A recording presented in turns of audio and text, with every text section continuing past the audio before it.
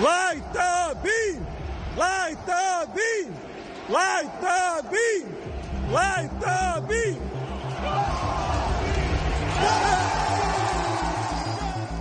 Oh, light the collective beam. We are indeed back again here on the Sports Cave with Biggest Puma after an elongated holiday break.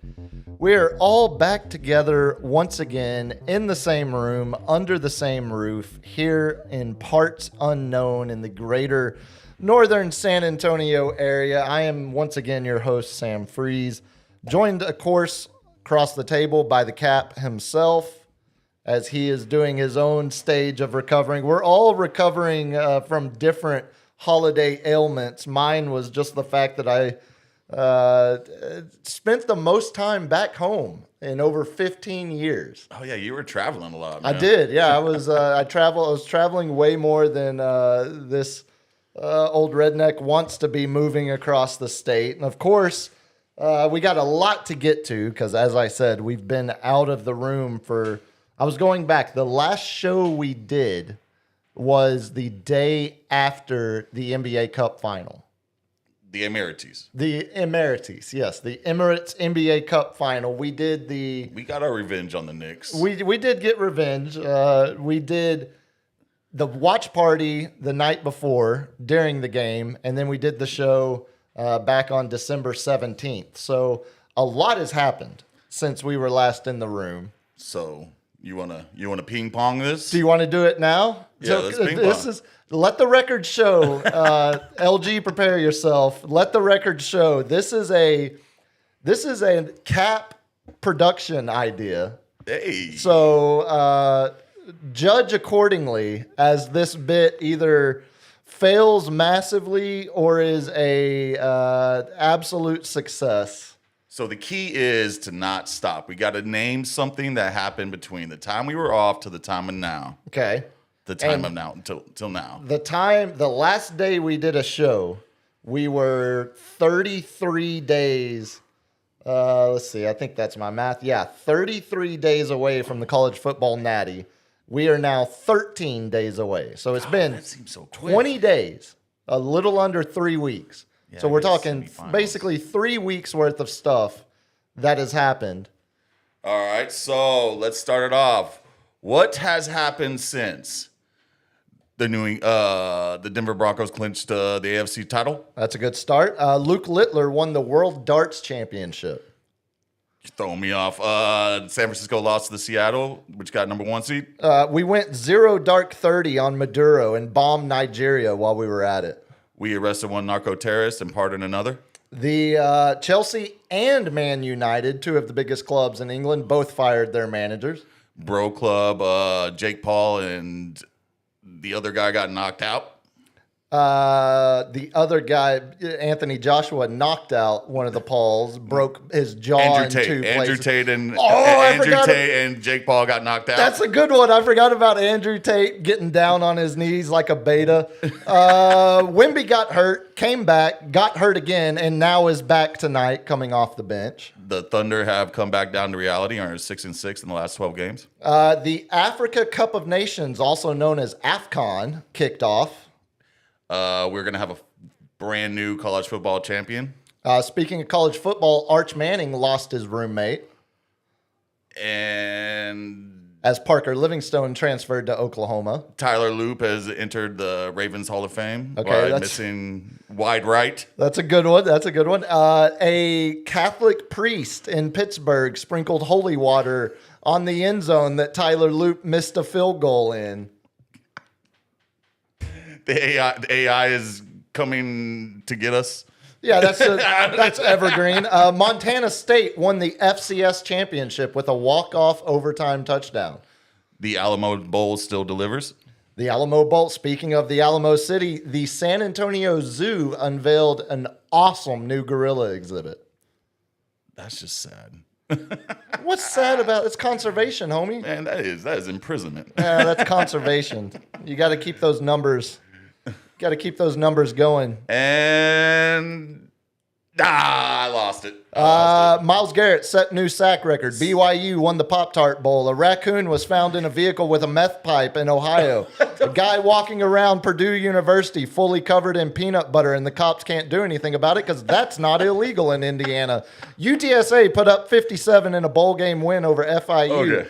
The players chased Coach Traylor, where he was stopped by the ESPN sideline reporter so that they could drench him in Gatorade. John Harbaugh got fired.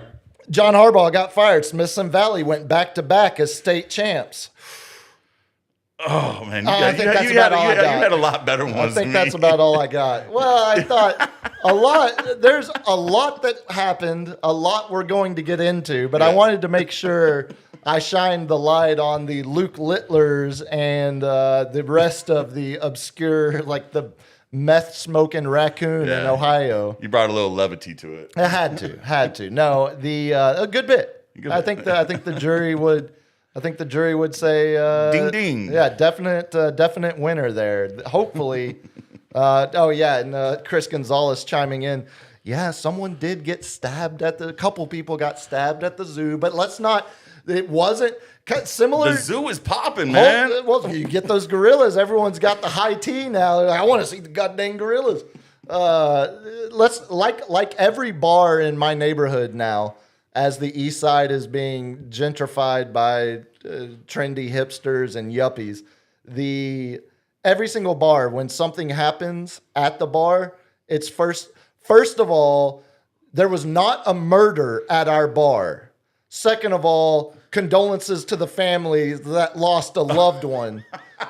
But the shots were fired outside of our bar. Yeah, that's not our property, therefore, man. we are not. Yes, we served these individuals until 1:45 in the morning, but no, there was not a murder similar to that. That's what happened at the zoo. Apparently, there were two people fighting outside the gift shop. Oh, what? And a couple of That's the last gorilla stuffed animal right there. Oh, probably not far off.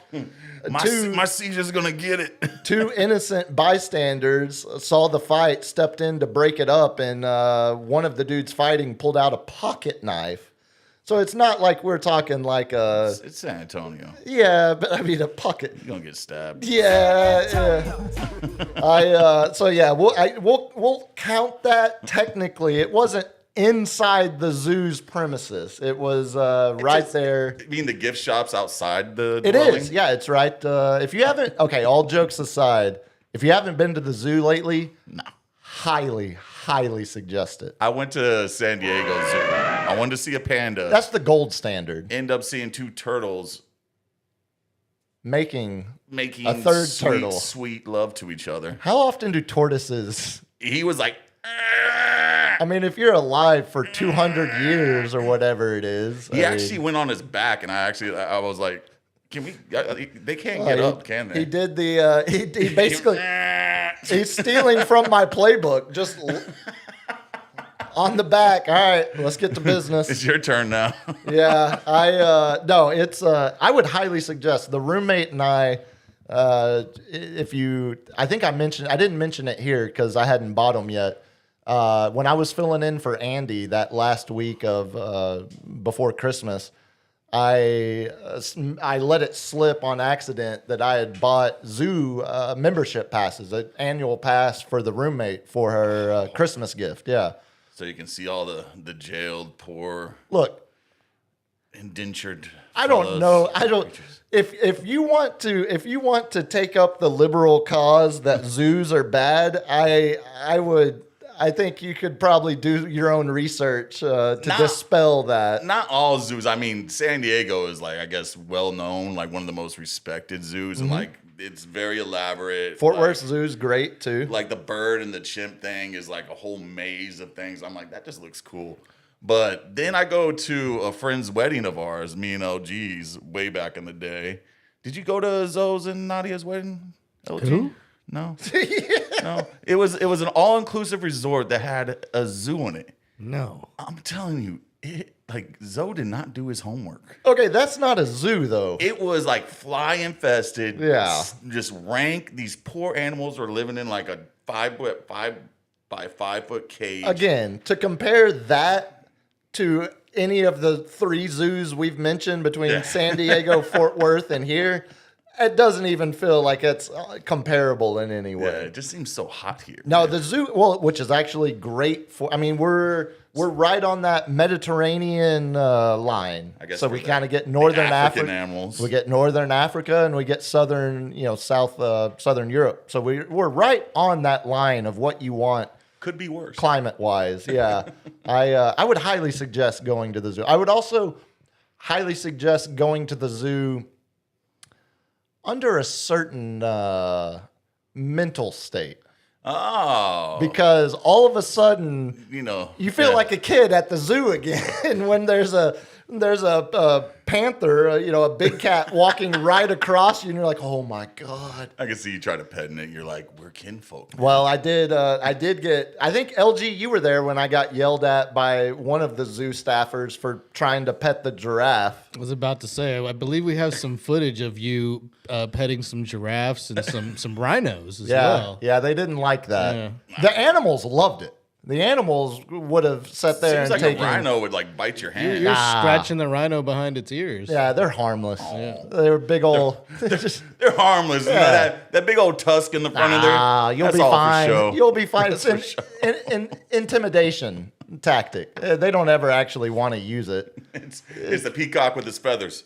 No, would highly suggest going to the zoo. LG, since you have chimed in, before we get too much further behind it, tell the good people how they can help to continue support this program into 2026. Sure, you can hit that subscribe button for us, or you could jump into the super chat and leave a tip and fill the tip jar, which was on the screen just a second ago. It'll be back.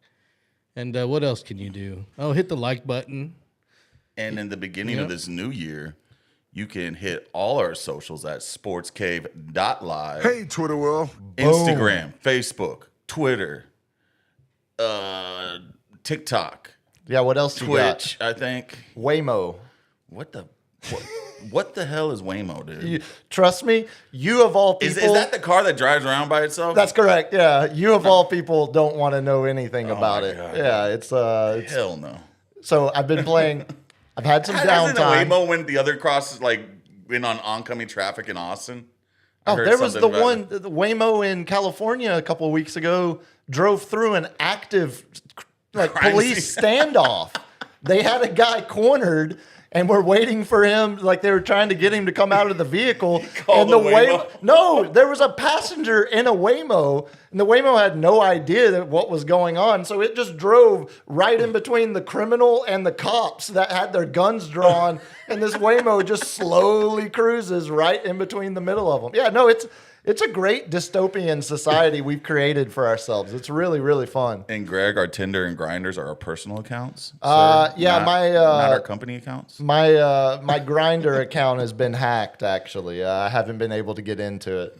I'll get back to you on that. The Tinder one's working. I was like, just is there a fine, though. GOP conference coming to see? Yeah, no,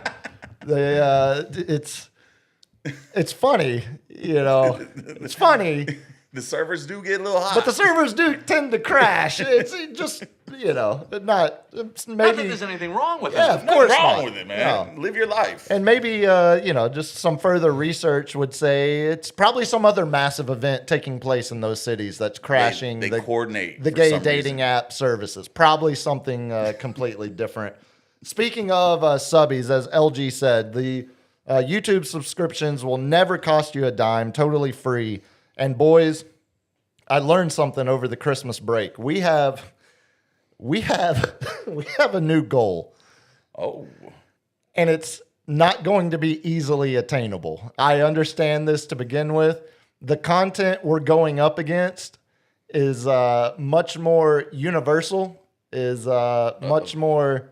No, not that kind of content. My cousin. I was like, we can't beat Silicon Valley. No, we're not beating. No. My cousin, who is a senior in high school, Oh, him, yeah. he launched a YouTube channel that is nothing but old archive, like TV show, like commercials, old Nickelodeon bumpers going in and out of shows, a bunch of Adult Swim bumpers Yeah. going in and out of shows. Just That's not copyrighted. so, I think LG could probably better explain this. It is, but it's not. He's not getting monetized for it. So like he can play it, and As long as until you're not they getting strike money it, for it. yeah, and I think they can until they strike it down, copyright wise. It can stay because it's the same as anything else. You can, it's an archive. You can go find just about anything, but I don't think his channel can be monetized. All of that to say, the little turd's got over 5,000 subscribers. And we're talking over 3 million plays all combined of his videos. He's more in tune with the younger generation and like what they Which want to makes watch, sense. He's you 18. know? I mean, it also, so it's funny. I was talking, my uncle was the one, my cousin wouldn't tell me. I heard it from my uncle. And I was telling him, because he was saying the same. He was like, it's just a bunch of old crap from 20 years ago, a bunch of archive footage of commercials and stuff. I was like, dude, you would be surprised. You walk into, I can think of a couple of higher scale, trendier bars here in San Antonio that 9 times out of 10, when you walk in on the TV, it's YouTube videos of old like 90s commercials.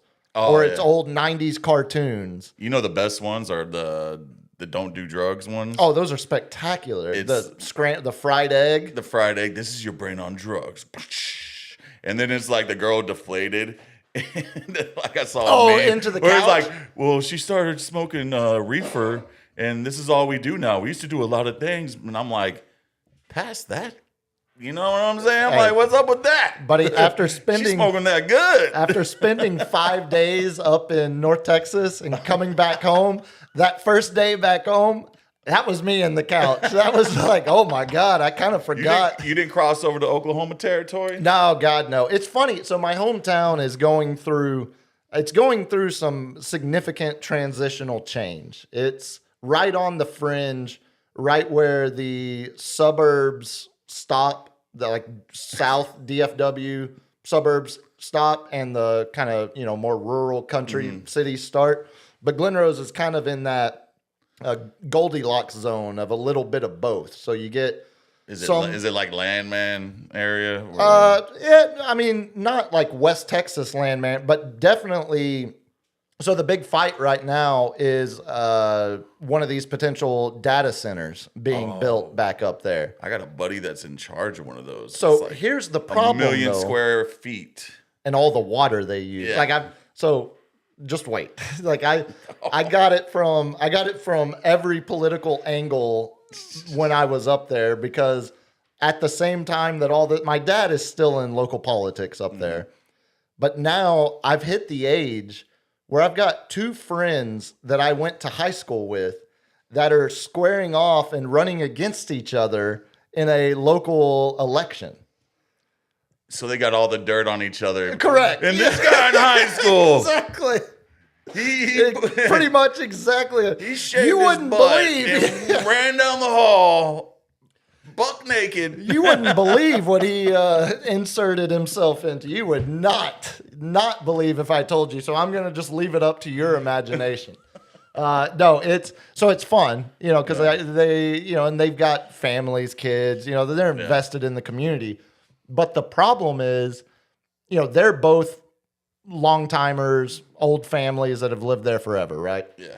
The problem is they're getting a lot of people that are moving in that are, starting these save my city campaigns. Like we can't, and it's like, okay, you've lived here for 18 months. Yeah. Like you Chill out, man. Chill out. Yeah. I was like, can you really put this on the voter registration yet? I Right. don't know. I think you need another 6 months in here to vote. Exactly. So we've hit, I got all the dirt from both sides of the political fight back home. I would like to see a debate if it got real personal. Okay. If they have like a debate going and it gets personal, to be like, what about in 1996? Don't make me tell that story about you and Cheryl Lynn on the couch. Yeah. Don't make me tell that. You want me to bring up Leanne? I'll bring up Leanne. With local politics Spelled goes national. Leigh, Leanne, so you know it's country. You got Mark Teixeira chiming in. Okay, so my two buddies that are running against each other, Yeah. they're not ideologically opposed to each other. They're both. It's the same. Yeah. It's the same stuff. They pretty much they agree on 99% of the things because they're both from the same leaning, and it really is in a small town. We're talking a combination of like a dozen votes is going to determine which one of them is. Yeah. So it's just a personality. You down at the local barbecue shop having a rally. I attended one. Oh, buddy. They had a candidate meet and greet, and I was like, hell, I'm not doing anything. And the famous Sam Freeze from San Antonio on AM radio was here. No, trust it. Neither one of them wants my endorsement. They, I think they knew pretty quickly I wasn't going to help their political aspirations. But yeah, no, it was a lot of fun. It was a lot of fun being back, hearing about all the different changes. Like here's what really freaks you out. So I turned 40 next month, right? So that means, 20 years ago. I'm a man. I'm 40. That's right, Gundy. 20 years ago, God rest your soul, sir. I was still, my little brother was still in high school when I was 20. And, seeing his friend group age into adulthood and drink in public, like we have bars now in my hometown, which wasn't a thing until... You didn't have to drive 15 miles away to the Applebee's and stuff? Exactly. To go to the Applebee's in Cleburne and hope you don't get carded. So that's a new occurrence within the last few years. But seeing my little brother, his age group, be of drinking age, it didn't really throw me that much because it was only a 4-year difference.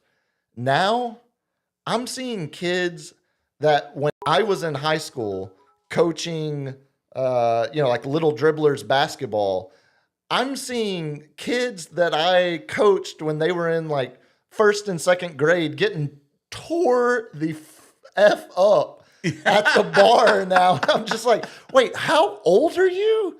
It's like when what you is- see your friend's little brother, like just going in there, just with the Marbach mop on, and I'm like, "You are white, sir. Stop." Yeah, there's no need for that. I walked into there's 3 bars in town now, all in separate parts. I walked into one of them, saw 2 of my cousins.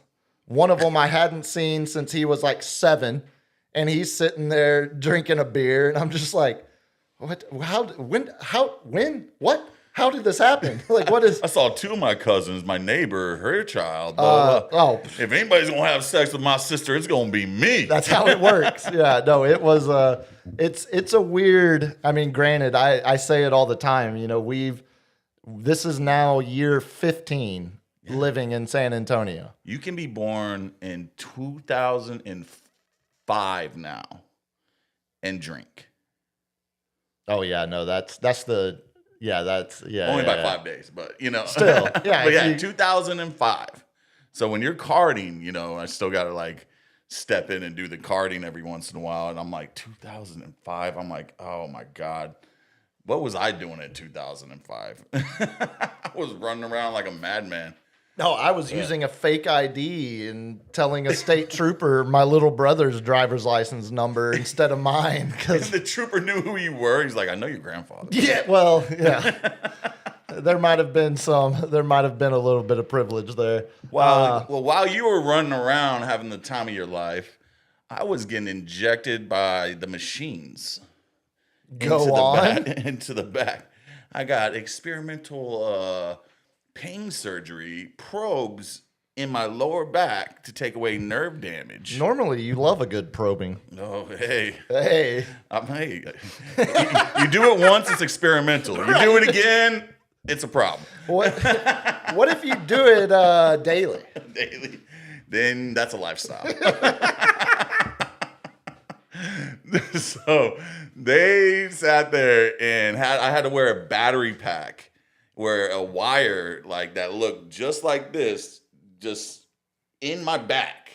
Don't For show a me week. that because now that's all I'm gonna think about Yeah. when I look across the table. It wasn't in my butt, like it was in my back. It was in your body though. It was yeah, they took it out today. Oh, And they're like, this was in your back. And I'm like, cool. yeah. Thanks for Can I showing me. Yeah, are we done here? But it was a double function. So it shot electrodes down like all because your nervous system has like all these little nerve endings going in there. So Yeah. it shot. So they had it on the lower back, which helped, you know, it took away the pain, Yeah. you know, where I could stand up for like 15 minutes without being really hurt. But then there's a vibrating function where there's a remote. And I was hoping we could do a show. Again, it's a lifestyle choice at this point. Oh, trust me. Sitting here just tapping that thing. I'm all checking with some of my homegirls, bartenders. I'm like, touch my leg. Tell me if you feel this. And I was like, just think about that. Just, you know, think about it. Just think about it. Throwing it out there.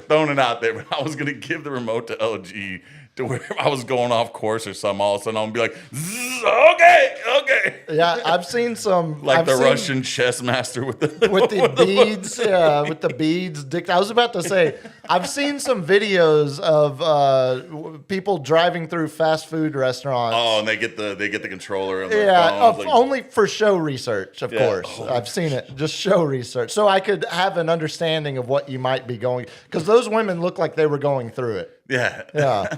I watched the shot collar ones where they had to read the complete order while getting shot collared. Like, zzz. Yeah, that sounds like I think Jackass did a good bit back in the day.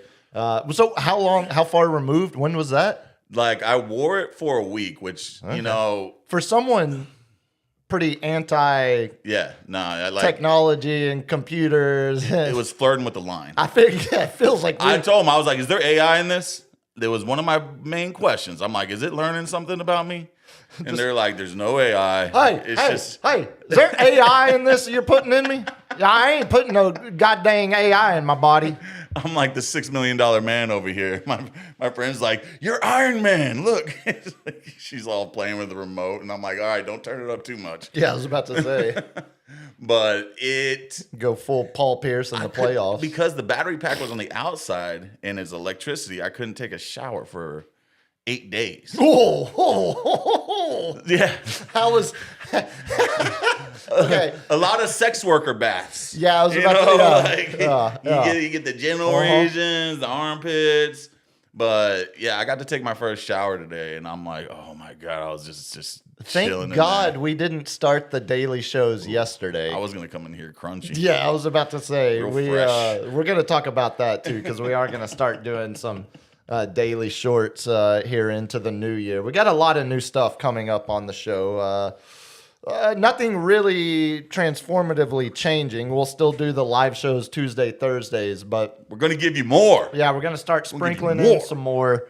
Gonna start taking this a little. Oh, I should ask one more.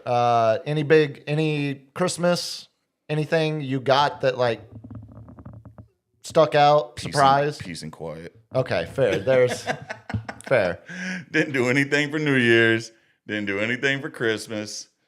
Was like the curmudgeon old neighbor where I'm like, quit popping the fireworks next to my house. So we had the roommate's old college roommate was staying with us the week in between Christmas and New Year. She had her whole family down, and they wanted to come down for the fireworks.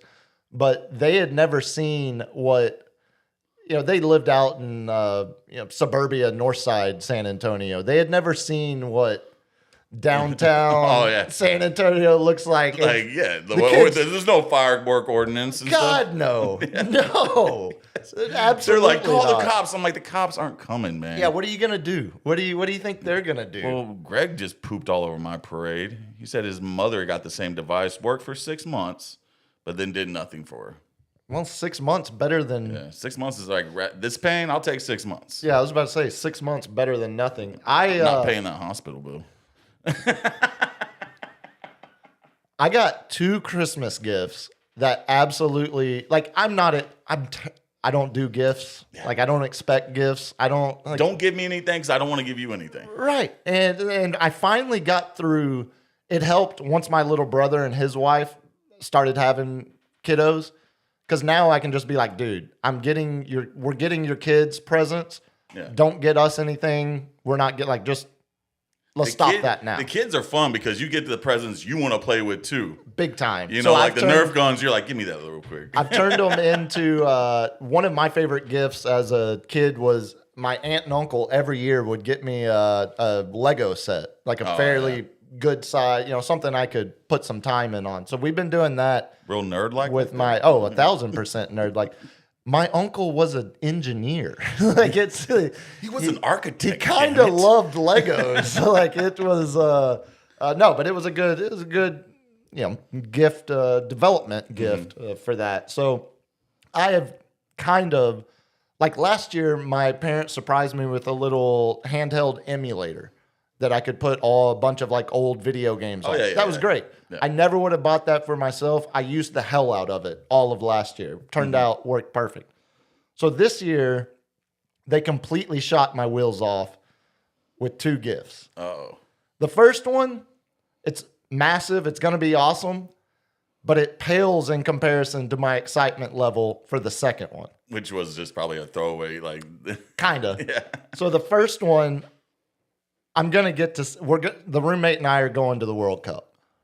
Bro. We're going to go see England play Croatia at Jerry World next summer. Oh, what a gift, dude. My old man, well, That's a good matchup too. it's a great matchup. He got in before they jacked the ticket prices up, and he was able to get 4 seats all together in a group. Wow. So we're in the middle of the So Croatia. have they stopped the scalping? Have they instituted No, that God, kind no. of thing? No. I mean, they've changed the way they allocate tickets. I thought Ticketmaster was like getting like into like the feds, like we're like investigating them, like in the government level. I kind of think they're consistently investigated. Like, I think that's why they just keep. And then the I think that's why they just keep donating money to the certain. lobbyists come in there and be like, let's go ahead and delay this another 5 come years. on. Why you don't really want to You hit want to us taint with? your administration Yeah. with Ticketmaster? You realize how much power we have? Come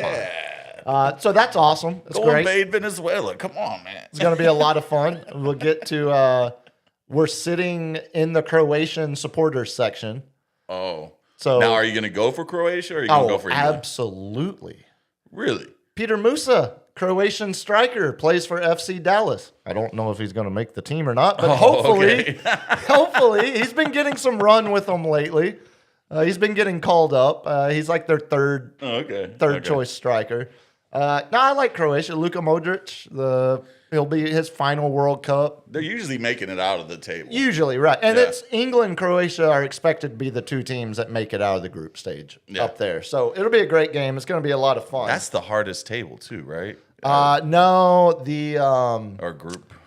the other one, there's a couple that are harder, I think. A couple that are, group of death level. But the second gift, this is one that shows me that my parents are actually following along with what we're doing here and some of the fun we're having. I still got to meet the Pumas. You need to, you and my pops. That could be explosive chemistry. Y'all should do a show together. Actually, Hey, You man. just cut it out. We're trying to get that third mic in here, man. I'll executive produce. No, the second gift. They got me a gift card to a movie theater that should cover my popcorn consumption at least for 6 months. Have we not learned that popcorn is making your tum feel bad? But you know what it makes everything else feel good. And that's the trade-off I'm willing to make. You just got to do it on Fridays and no other days. I felt like a like when you give a 5-year-old kid, like, this was my great grandfather's and now it will be yours to pass down. And then you give him like a Hot Wheel and all he cares about is the Hot Wheel. Oh yeah. That's how I felt with my dad's like, I got us World Cup tickets. We're going as a family. And then my mom's like, I got you a gift card to movie theater so you can go get all your popcorn, darling. You're just like, score! Mom, for the win. Thank you. Dad's like, but we're going to go see. This pocket watch was smuggled out of Vietnam. Exactly. That's exactly. But here's a gift card to Regal Theaters Yes. at the Quarry. Oh, yeah. man. We need to buy you a popcorn machine, man, just so you have it in your house. It's not the same. It's the exact same. It's not the same. Oh my god. I will die on that hill. Not the same. Y'all have any other recap before we get into some actual meat of the show here? We're gonna do our last Cal notes for a while, hopefully. Thank God. Well, look, we got to wrap it up at least. We're going to. I should say, I'll set the table. Set the tape. We're going to talk a lot of NFL on Thursday night show. We'll be back live 8:00 Thursday night. We're gonna move college football to the main seggy tonight because those games start Thursday night. Yeah, like I thought the championship game was going to be 2 weeks after this week. So But you're telling me it's 13 days away. It's only 1 week. 2 weeks. Yeah, 2 weeks from yesterday. Yeah. So we've got the semifinals Thursday and Friday night, and then basically 10 days or 9 days, whatever that math is, until the Natty. So we got to get to college football first. We'll do NFL in the main seggy on Thursday, but we will do one final edition of Cal Notes because there is some news at least. We'll do that before we get into the main seggy, and then of course we'll close out with lightning round. But one segment that we will continue to do for the next 6 months, we got some Spurs notes to get into. Let's see, market 8. Go Spurs, go! 841. LG, I swear, New Year's resolution, I'm going to actually get these timestamps to mean something. Are you still not sending them? You've been recording them for the last I know. 3 months. They're all written here. Look, this 2026, look, here they all are from you know our what last LG's show. going to do? Tell you. He's like, do it yourself. Well, and that's another part of the New Year's resolution. There's intense focus being placed. Now let's do some Spurs notes. playing the Grizzlies tonight, part of a back-to-back, play the Lakers tomorrow night. The dreaded LG, are you on the game tomorrow night? Mm-hmm. That Enthusiastic. did you see what time that game starts tomorrow night? Mm-hmm. What time? 8:30. It's the it's the second game of an ESPN doubleheader. So you get fully liquored up Frost Bank Center tomorrow night. LG, you gonna get a little nappy nap in, or are you just gonna just raw dog it? Yeah, no time for naps. Ain't no time for that. They are. I mentioned earlier. Wemby, hurt, set out, hurt again, or came back, hurt again. Yeah. Now he's back tonight. Came off the bench. Spurs up by 2 right now, 76-74. Did you 3 hear- minutes left in the third. Did you hear to qualify for any of the Defensive Player of the Year, MVP? He can only miss 2 more games. That's right. And like even tonight, Yeah. he needs to play at least 24 minutes.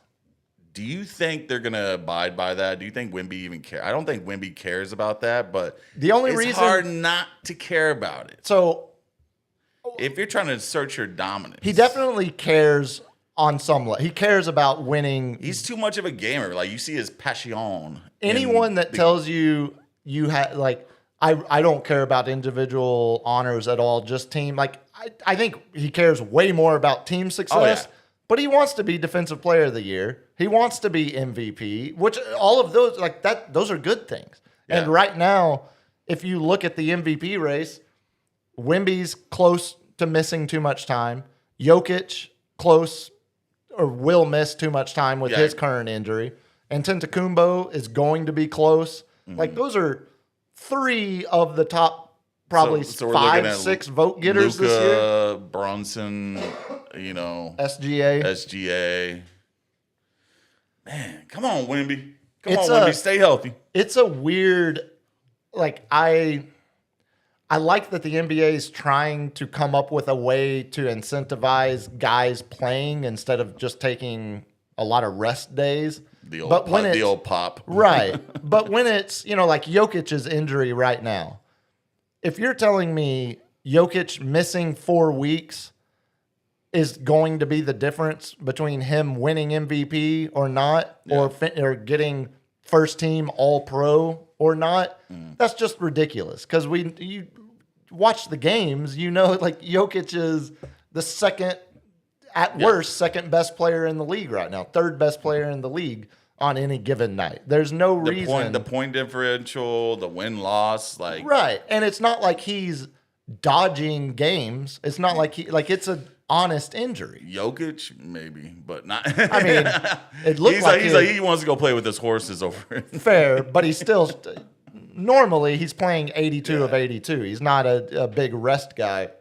I think it's the bigger issue is when it comes to contract extensions. Yeah. Because, that's what separates you from getting a regular max contract or a super max contract. Greg brought that up in the chat. It's like when it's time to get to you actually get the contract and get the pay to have all those accolades, you get. Yeah, it's about You get more. It's $130 million difference or something. I mean, it goes from like a 160 mil max to a 270, 290, something And I hate like those that. guys like, you're already making 200 mil. What's another 100 mil? Yeah, it's $100 million. It's another 100 mil. It's 100 mil. That's what that is. That's what that is. Yeah, it's not. Tell the people trying to get like the Juwan Jennings trying to get $1 million if he gets 35 more yards or 35 more snaps. And like, what was it? Rico Dowdle got $1 million if he got 5 more yards on the last game. Yeah, that's a lot for him. They're going to want that mill. Yeah, and I think if you're trying, it's impossible. If you're sitting there saying, "Oh, I would turn down the 100," it's like, come on now, like stop, just stop. Like it's Sniff 100,000 and come at me. right, exactly. Like I think there's it's hard to have the same perspective as an athlete. It's my kid at the managing the car wash as assistant manager. He's like, I thought my Christmas bonus was going to be a lot better. And I'm like, you got a bonus, man. Like, what was it, $200, $300? He's like, yeah. And I'm like, be happy. You know, I was like, this isn't an NBA contract. What do you think you're going to get? $5,000? Yeah, like, you're out of your mind. Did you hit your incentive? Like, did you have 100 receptions? Exactly. Did you get 1,200 rushing yards? No, I don't. Did you wash 2,000 cars in one day? Right. Yeah. Exactly. All that being said, since we were last in the room together, Spurs are 7-3, which on paper sounds great. I mean, you've got wins over, back-to-back wins over Oklahoma City. You've got the revenge game against the Knicks that the Spurs win without Wemby. We had to come back, for 18 down? You've got Julian Champagnie setting the franchise record, 3-pointers made in a game. Was it 11 or 12? 11. Yep. No 2-pointers. It was all three? All threes and free throws, which is, I love, that's a great stat sheet. Yeah. Maybe trying to dispel some of the narrative that the Spurs need more shooting on the roster. But you look at that 7-3 record closer, they're still second in the West. You mentioned the Thunder falling back down to earth, 6-6 over their last 12. It's the 3 losses that stand out, and they don't sour any of the wins, any of the back-to-back wins over the Thunder, including Christmas Day, or the win over the Knicks with the comeback. But losing to Utah, and even that Trailblazers game a couple nights ago. Trailblazers sneaky. Well, they're sneaky. Remember, Trailblazers was one of the 2 teams that beat the Thunder while they were going on their NBA record-setting run of wins. But they're sneaky, but they're still 3 games under 500. Yeah. And they're still in a play-in spot right now in the West. And it's the NBA. You're going to drop games you shouldn't have. Yeah. But that's where the Spurs were excelling, on beating the teams we needed to beat. But when we got 2 double headers with 2 games, so we're playing 4 games in 6 days. I don't know who scheduled all this stuff. Just the scheduling. I don't get it. I don't get the back-to-back games where you play Indiana twice in a row or stuff like that. Like we play Thunder twice in a row, Christmas Day and 2 days prior. I don't know if I like that. I liked it when they broke them up, because I never saw that before 5 years ago.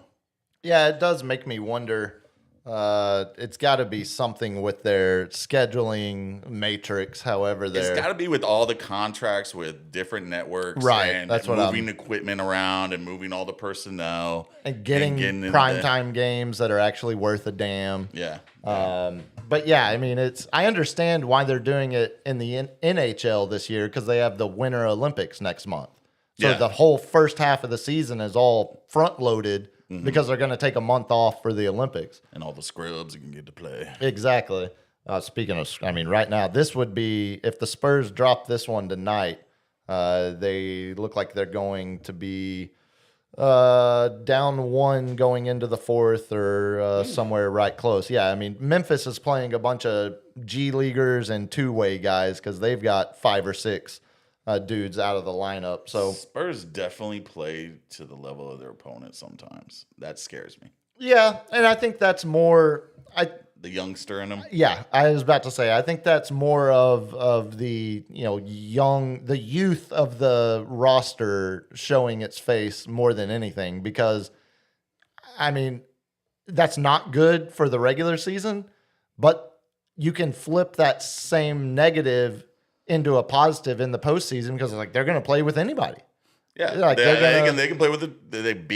They literally have beaten the Thunder 3 times in a row, and they've beaten everyone below them in the 6-3.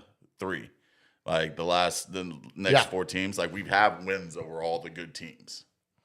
So, did you want to talk some potential trade activity here? Because Trae Young, that's the big name out there. That's the big, and not, I don't mean talk Trae Young trade in a sense of the Spurs being involved at all, but the one that scares me, that draft pick that the Spurs are going to get from Atlanta. But did you see, with Trae Young, the Hawks are 2-8?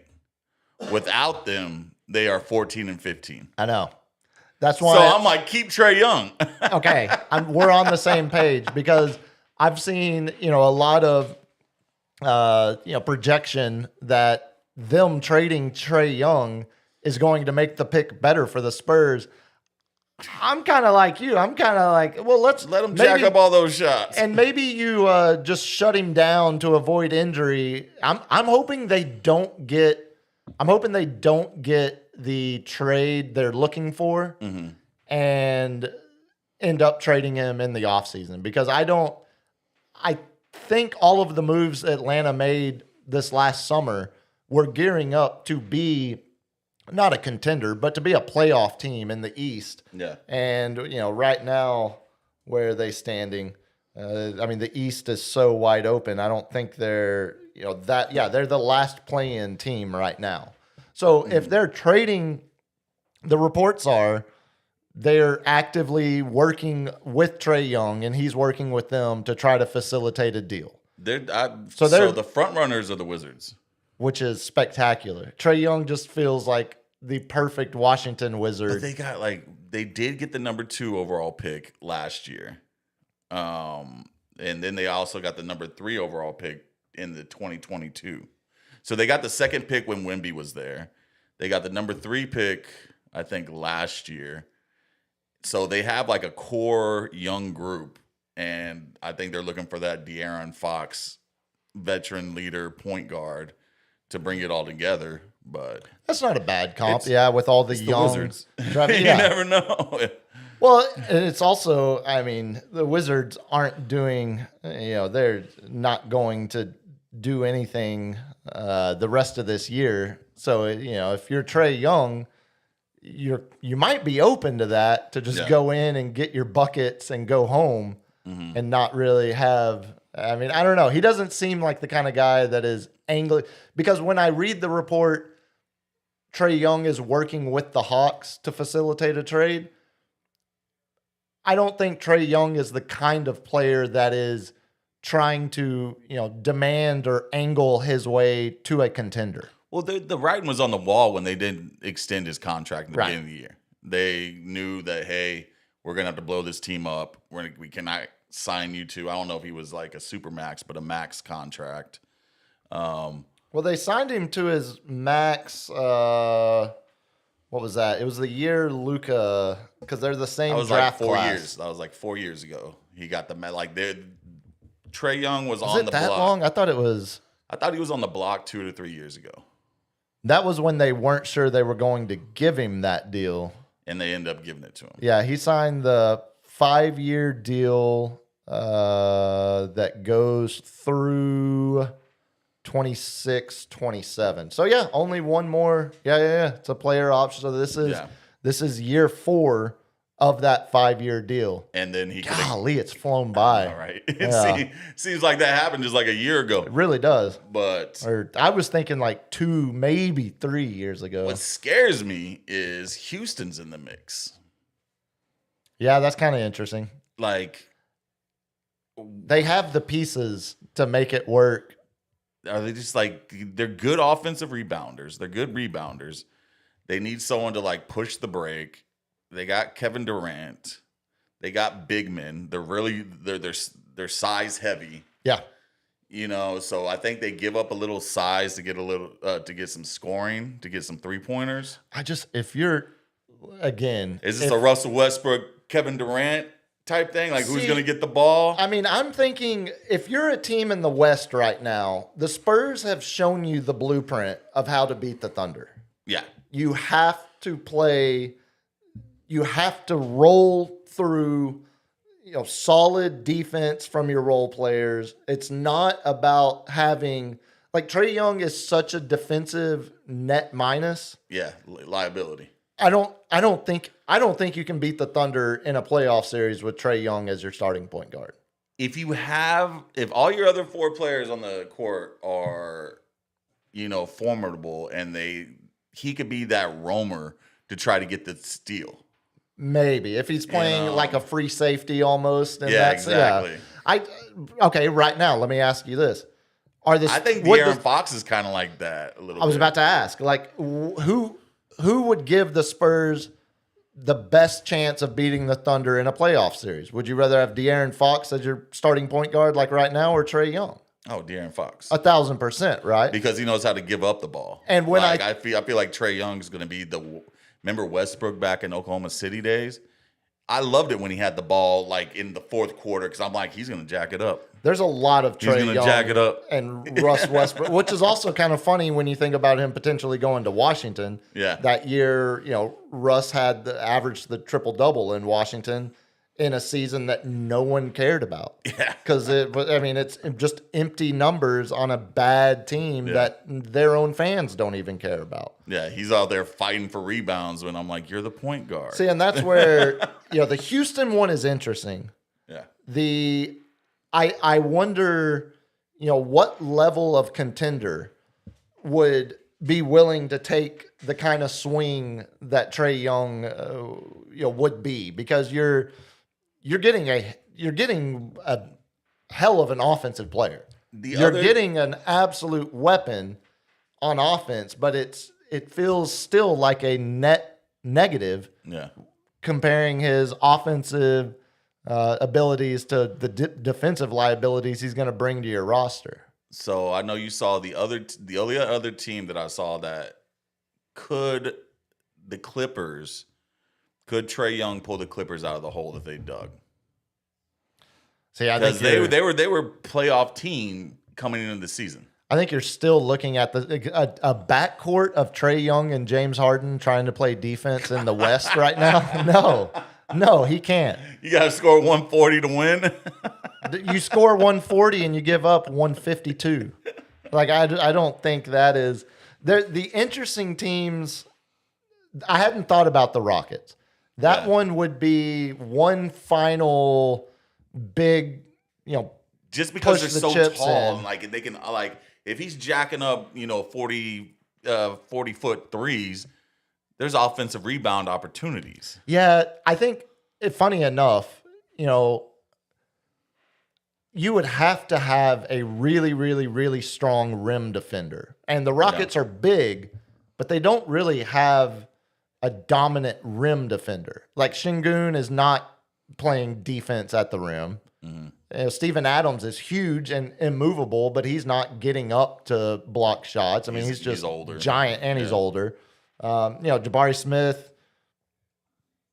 when he's at his best, is probably their best rim defender. I mean, Amin Thompson, who's undersized, Just them three around not the playing rim. It's like you're just playing the odds of but you're not. maybe 40%, 30%. I don't think chance. those guys are covering Trae Young's faults as much as you'd be better off going to a team. Honestly, I mean, like, Wemby is the unicorn, and Chet, even Gobert in Minnesota, that could be kind of interesting, but I don't think Minnesota has the salary numbers to pull it off. It would have to be a bigger three-team. Yeah, Minnesota said they were involved like that, because I saw one of 6 teams, and the 3 competitive teams was Minnesota, Houston, and Clippers. The one that scared me the most was Houston, but Gobert is just, he disappears in the playoffs.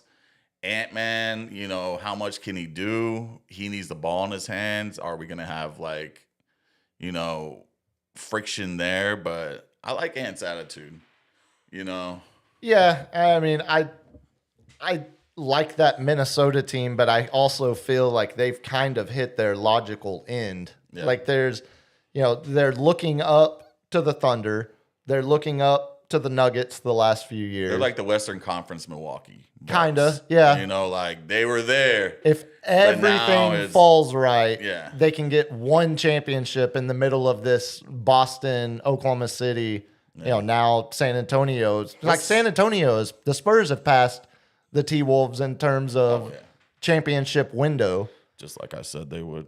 Yeah, I'll continue to eat that crow. I mean, you were right. Okay, going back, I should go back and listen to some of our episodes right before the season started, because if you had told me the first episode of 2026 we do the Spurs would be the second team, the number 2 seed in the Western Conference. And only 3 games out Right. against a dominant Oklahoma City team, and that we beat Oklahoma City 3 times. We have far and beyond gone above expectations this season. Which, okay, well, let's spin it. We turned into prospects to contenders. Yeah. It's You know? no question. Yeah, absolutely no question. Which is why the next idea, sticking on the trade talk, the big, not rumor, because there's nothing substantial. It's just everyone's looking at the tea leaves and seeing the same things. Spurs didn't give the extension to Sohan, final year of his deal. Yeah. Have a restricted option, team option, restricted free agency coming up this summer. He fell on that. There's just not enough people Right. to play Sword. And also with Champagnie developing into a go-to role player off the bench, it's not that they play the same positions. It's the combined bench minutes. Yeah. You got Cornette, who's taking big man minutes away from Sohan. You've got Champagnie, who's taking that small power forward, 3-man small forward minutes taken away. There's just math isn't. Keldon Johnson becoming like a very possible option 6th man of the year. Yeah, and I think they were always going to have more confidence in Keldon as a role player than Sohan going into this year. But all that being said, the obvious expiring contracts on the roster that you can pair into a potential trade package, Sohan and Kelly Olynyk, who's in the last year of his deal, and it's a hyperinflated deal. I think it's like 12.5 or 13 million. So if we keep him, we pay. Well, he's a free agent at the end of the year anyway. Oh, okay. So you're basically, when you're looking at NBA trades and how they're, constructed, having a 34-year-old journeyman guy on a contract that doesn't really fit his current production levels. Yeah. It's especially with Cornette doing, we didn't expect Cornette to be this good. Yeah, he's 12.8 million. Oh yeah, no, and that I think that was signing Cornette and the Olynyk trade was whichever one of those guys popped was going to be your backup big man. Yeah, and obviously when you commit 4 years to Cornette, you're hoping it's him, and you have Olynyk on the expiring. But if you combine those two salary numbers, you're looking at a range of trade that gets you someone in that 16 to 19 million dollar range. So that's how when you start reading some of these potential Spurs trade rumors that are going to be coming up over the next month and a half going into the trade deadline. When is the trade deadline? What is it? Mid-February? It's right before the All-Star game, right? It's usually, I want to say it's usually right after it. No, February 5th. We're 30 days away from the trade deadline. Yeah. See if Giannis goes somewhere. God, what if Giannis went to Houston? Oh, that's gonna make me sick. I think that would force him. That would mean he forced his way out, and I don't see that happening mid-season. Yeah, it's so the trade deadline the week before NBA All-Star Weekend this year. Okay, but you're going to, when you think about the ways that the Spurs can still improve this roster without giving up a whole lot, you look at Olynyk and Sohan together are giving you somewhere just south of $20 million in combined salary, because in the NBA you have to match salaries in trades. So you've got the $20 million salary piece combined with some of the future draft picks they have, and all of a sudden you can get a quality player that's making about $20 million exactly. Yeah. And I think what do we need? Shooting? The more, the name that keeps getting brought up the most, and I hope, honestly, especially after spending time with all of my family up in North Texas, I hope the Spurs don't trade for Klay Thompson. That would that he's still got 2 years left on the deal, but that's the kind of money that would match up. And it would, I think, his knees are shot. and you know his shot, the percentages have gone down since he got to Dallas. And he's not the defender he used to be. God, so, no. I don't. I hope that's not a name It's like, that we do you continue. have one more year in you to make a run? But also, if you only need him to make, Off the bench. I was like, we only need 15 minutes, guy. yeah, Like, and just lock down us when my guy's getting, my jack starter's up getting 5 rest. threes a game, and that's your role. I don't know. It's going to be interesting though, because with as we get closer to the deadline, we'll talk more as more is reported. But it's really, really easy to see the pathway the Spurs take to making a pretty substantial improvement in their roster without giving up a whole lot from the current roster. Because like you said, they're contenders now. And I think that we'll see if Puts a little pressure on the front office. Yeah, we'll see if Brian Wright agrees, but I think that I think they should be thinking about the trade deadline differently today than they did at the beginning of the season. Yeah, it Because definitely. now you see this team is ready to win. Adding that one extra piece with contractual dead weight that's currently on the roster. I could see us shooting for a big man if Wemby is becoming more and more injury prone. Which, I mean, can we say he's injury prone? He got a blood clot last year. Like, that's a freak accident. Yeah, I mean, that's not anything he could have done about that. I'd like to see him play 75 games every year, though. But like he got a blood clot. So the first what was it? That was his second year. So the first year, like he just wasn't in NBA shape. Did he get any injuries his first year? Not really. I don't think he missed a lot. I feel like there were. Or did we shut him down or something like? Yeah, I was about to say. I feel like there was. How many? It was the stress fracture, the fibula stress fracture, and then the that was. And we shut him down because we also had like a high pick going. Like, yeah, I would like to see him play. I don't want to say anything because the old big man curse, knock on wood. But last year was a freak. This year, I think they're just being overly protective of him because we are contenders and we are winning without him. And Kornet is showing up big time. But I would like to see a move, and I think they're going to try to get a big man. Yeah, I think it's going to be. They get rid of the old shooting. It's going to be. That's going to. If you're asking, the one thing that can really take this roster to another level, having one more dead eye shooter coming off the bench. Yeah, that would be where my priority is. But we shall see. 30 days away from the NBA trade deadline, as we all just learned together. LG. Since we went long with our Spurs notes, we'll save all of that Spurs video for Thursday night's episode because we'll have Spurs notes again. I tell you what, let's one of them, LG. Can we get the Castle taunt while he was shooting free throws? Because this happened. Don't tell me he pulled a Jordan.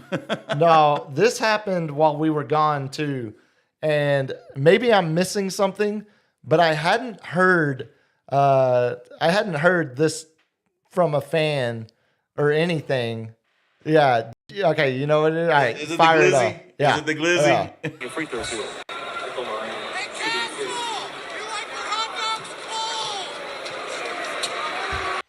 What the hell is that?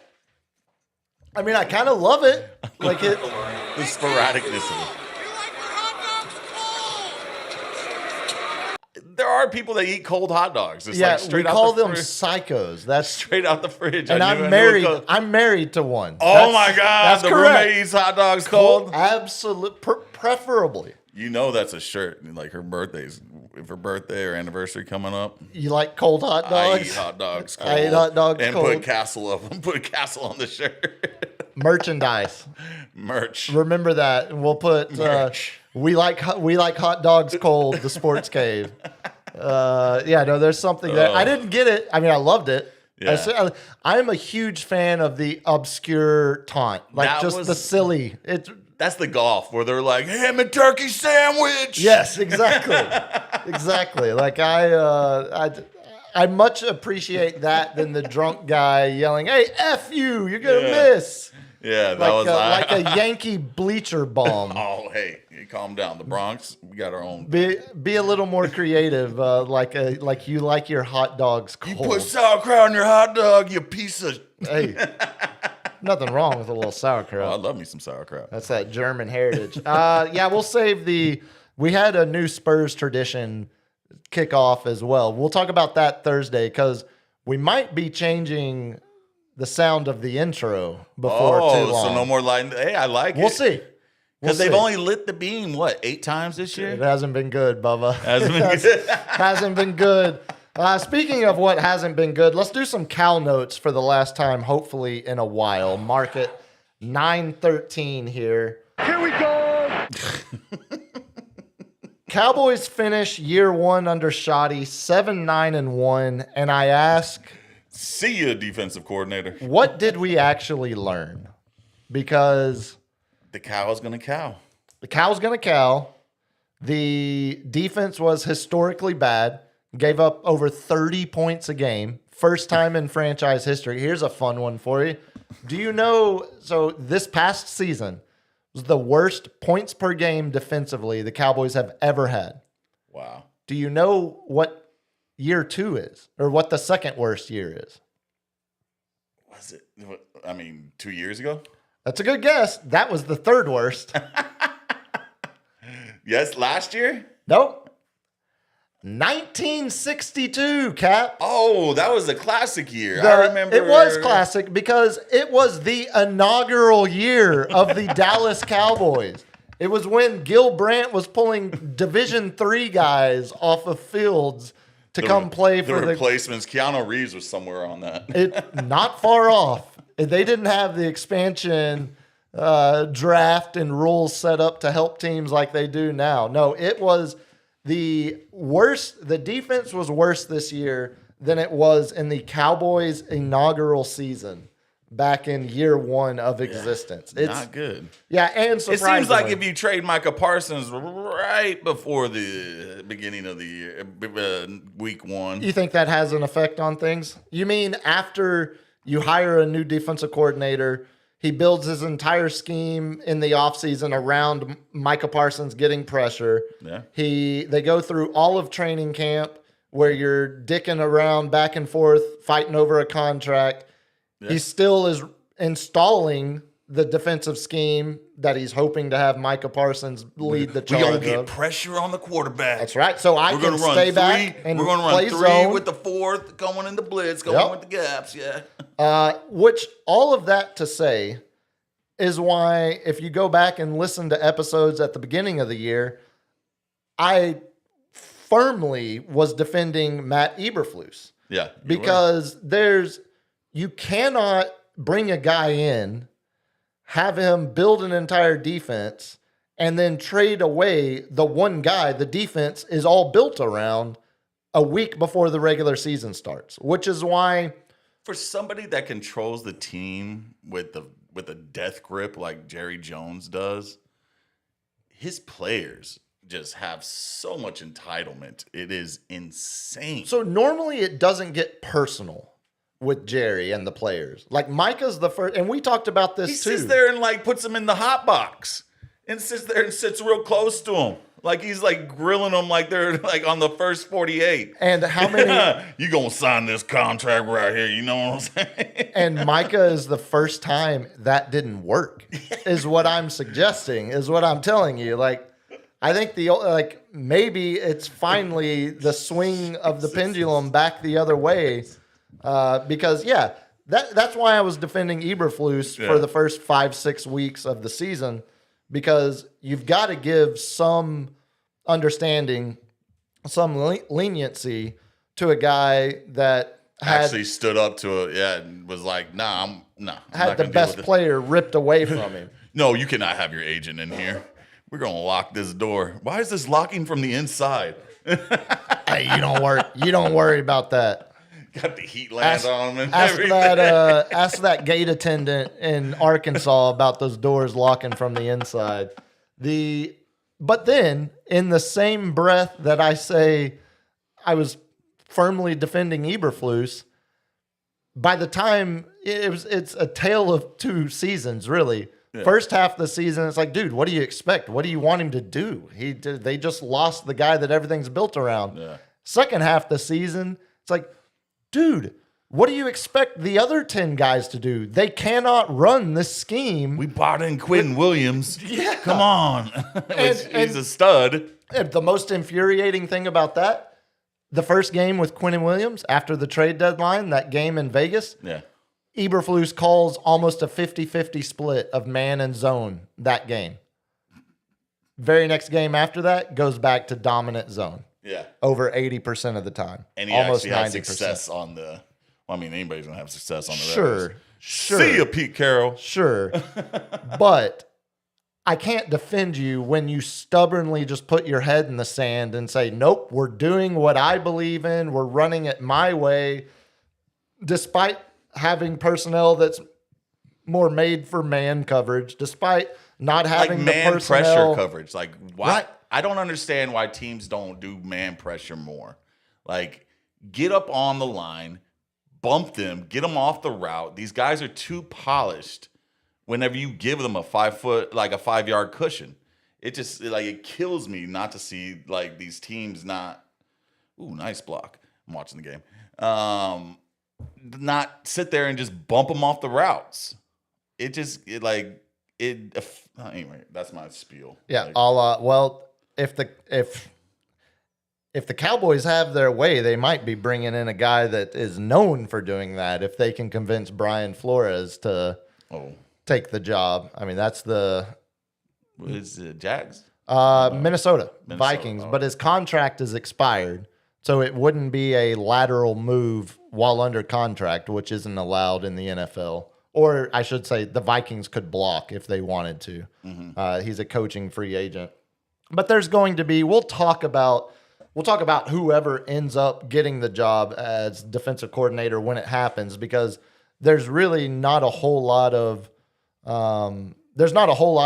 reason to entertain ideal candidates when you know the hiring process around. Like, Eberflus got the job to begin with because Jerry likes coordinators that have head coaching experience, and he likes guys that are that he's familiar with, a la meaning guys that he knows he can control and manipulate. Right, exactly. So Brian Flores doesn't fit.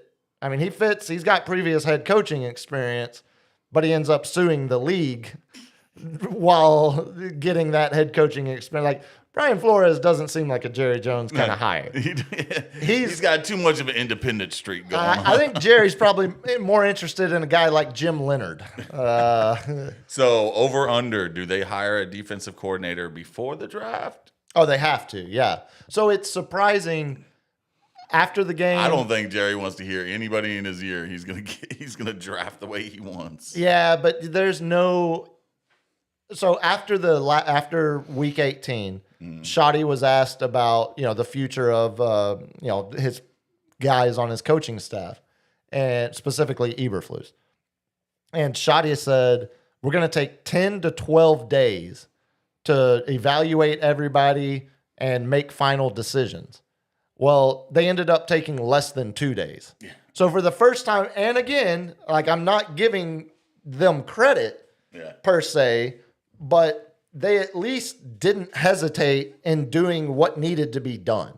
Yeah, like, they were last in so many categories. Third down efficiency. He had to go. There's no way he can come back. Per game. And if you're going to tell me you're going to take 10 to 12 days to determine that he needs to be out of here, that tells me that they are going to move fairly quickly on a new hire, because I don't think you get rid of him this quickly if you aren't looking to replace him equally as quick. Like, if you don't have someone in mind. Right. And you see all of the names that are, becoming available or going to be available. And you got to know, if you don't make a move there's not going to be anybody of quality left on the market Yeah. in a week or 2 weeks, much less 2 weeks. So yeah, when thinking about shoddy year one, I'll ask you this: as a non-Cowboy fan, do you think Mike McCarthy would have done better than 7-9-1 this year? They're an 8-8. I mean, I keep on saying 8-8. They're 8-9, 9-18. Like, I think they would have done the exact same. Dak's they're gonna put up points. That defense was not good, especially when you get rid of an all-world talent like Micah Parsons. If they had just been 25th instead of 32nd, They had a tough schedule. I'll give you all Sure. that. You know, like I don't think they would. I think they would have been right in the same area. and that's kind of my point, is that I think it like we've talked a lot about, the fact that Jerry Jones didn't interview Ben Johnson, didn't interview Liam Cohen, didn't interview any of these head coaches that are showing to be really solid in year one with their new teams. No, he went with Schottenheimer for the same reasons he's going to take a defensive coordinator that he's comfortable with. Schotty was someone that he knew, someone that he could. That's a bad face. Is that a Spurs loss face? Spurs loss. Fox had the ball at the very end, pulls up, gets it blocked, and then they can't even get the foul with like 7 seconds left. We got beat by the Unfortunate. Grizzlies D team. Yeah, we'll have plenty to talk about that on Thursday during Spurs Notes. But that's why I bring up the McCarthy side of it, because I don't think he could have done any better. and it's not like McCarthy's an offensive mind. McCarthy's not going to get Eberflus to do anything And differently. McCarthy's a run first, No, Javonte- McCarthy is allergic to the run. That's the one thing that would have been. Oh, that's right. Dak was passing like McCarthy 40 had times no, a game. like that's the one thing that. But he also Shoddy had is. Zeke Elliott, so Sure. But he chose to put Zeke Elliott at center to snap the ball to Dak, if you remember correctly. with no lineman. And I'm sure you with no remember. lineman. And I'm sure you remember correctly. Yeah, that's where I say, as much as That was the greatest play ever called. the the backlash of the Shoddy hiring to begin. Because here's the other thing. When Shoddy was interviewed, he wasn't interviewing for the head coaching job when McCarthy left. He was interviewing for the offensive coordinator job. Yeah. And then Jerry was like, hey, well, why don't we just hire this guy? He'll do whatever we say. Like he's one of us. I got my new Jason Garrett. My new Jason Garrett, exactly. So all of that being said, that's where I say you can talk about the fact that McCarthy won 12 games in 3 straight seasons. Mm-hmm. The more I actually think about those 3, that's insane that the Cowboys were able to have that level. They also had easy schedules during that time. Not 3 straight years worth, because when you win your division, you get the hardest schedule the next year. So they had the hardest schedule, the weakest, then the hardest again. Yeah. In the cycle of schedule. I'd have to go back and see what divisions they were playing. One of those years when they had the hardest is when Trayvon Diggs was actually good jumping routes before they realized they can just double move them. It's funny now Trayvon Bland's first Deron year. Bland Deron having Bland. the multiple Micah pick Parsons sixes. was on the track for Defensive Player of the Year. Like solid linebackers. Just a serviceable defense. Yeah. It's not like that defense was insanely great. I mean, they got I pressure think that really was well, and they CDs. had a lot of They forced a lot of turnovers. He won the wide receiver, like most yards for wide receivers that year. So yeah, that was a good year for them. But the Cowboys, I gotta see what they're gonna do in the draft. If they do what they're supposed to do, which is just pick up nothing but defensive players and offensive line, That's it. that's it. I mean, it really, it. it doesn't even need, on the defensive side, you absolutely need another edge. You need a rush. Yeah, You need a linebacker. at least 1, probably 2 linebackers. You need at least 1 corner, and you need at least 1 safety. You need 3 So corners. there's right. No, well, I mean, Their secondary was hot garbage. but you've invested in Ravel, you've invested in Carson with third and fourth round picks respectively. You're hoping that those guys show if you get improvement. Yeah, exactly, because they're in year 2 and 3, going into year 2 and 3 respectively. But you just listed off 6, one edge, 2 linebackers, 1 corner, So they got or 2, 2 corners, They got 2 and first 1 round safety. picks. So they're going to pick 12th. That's locked in. That is their pick. And then they'll pick somewhere between 20th and 32nd, depending on what the Packers do in the playoffs. Yeah. But 12 people or no, only 7 people. Like they're going to pick between 26 and 32, I think. no. It would be, because there's 8 people in the playoffs. 7 teams make the playoffs, right? 7 teams in each conference, so 14 Yeah. total. Yeah. So it's actually, they're picking somewhere between that's right. 19th Yeah. and 32nd. Okay, I forget. There's another conference. That's correct. Yes, yes. The thing about the Cowboys, you mentioned the 2 first round picks. Mm-hmm. They don't have a pick again till the 4th round. They don't have a second or a third because of the Pickens trade, because of the Quinnen Williams trade. Exactly. So I would But expect. Quentin Williams was worth it. Quentin Oh, Williams is sure. worth it. That'll be- Pickens, if he signs, worth Well, it. they'll franchise him. Head case. Yeah, can play wide receiver. That's all I care about.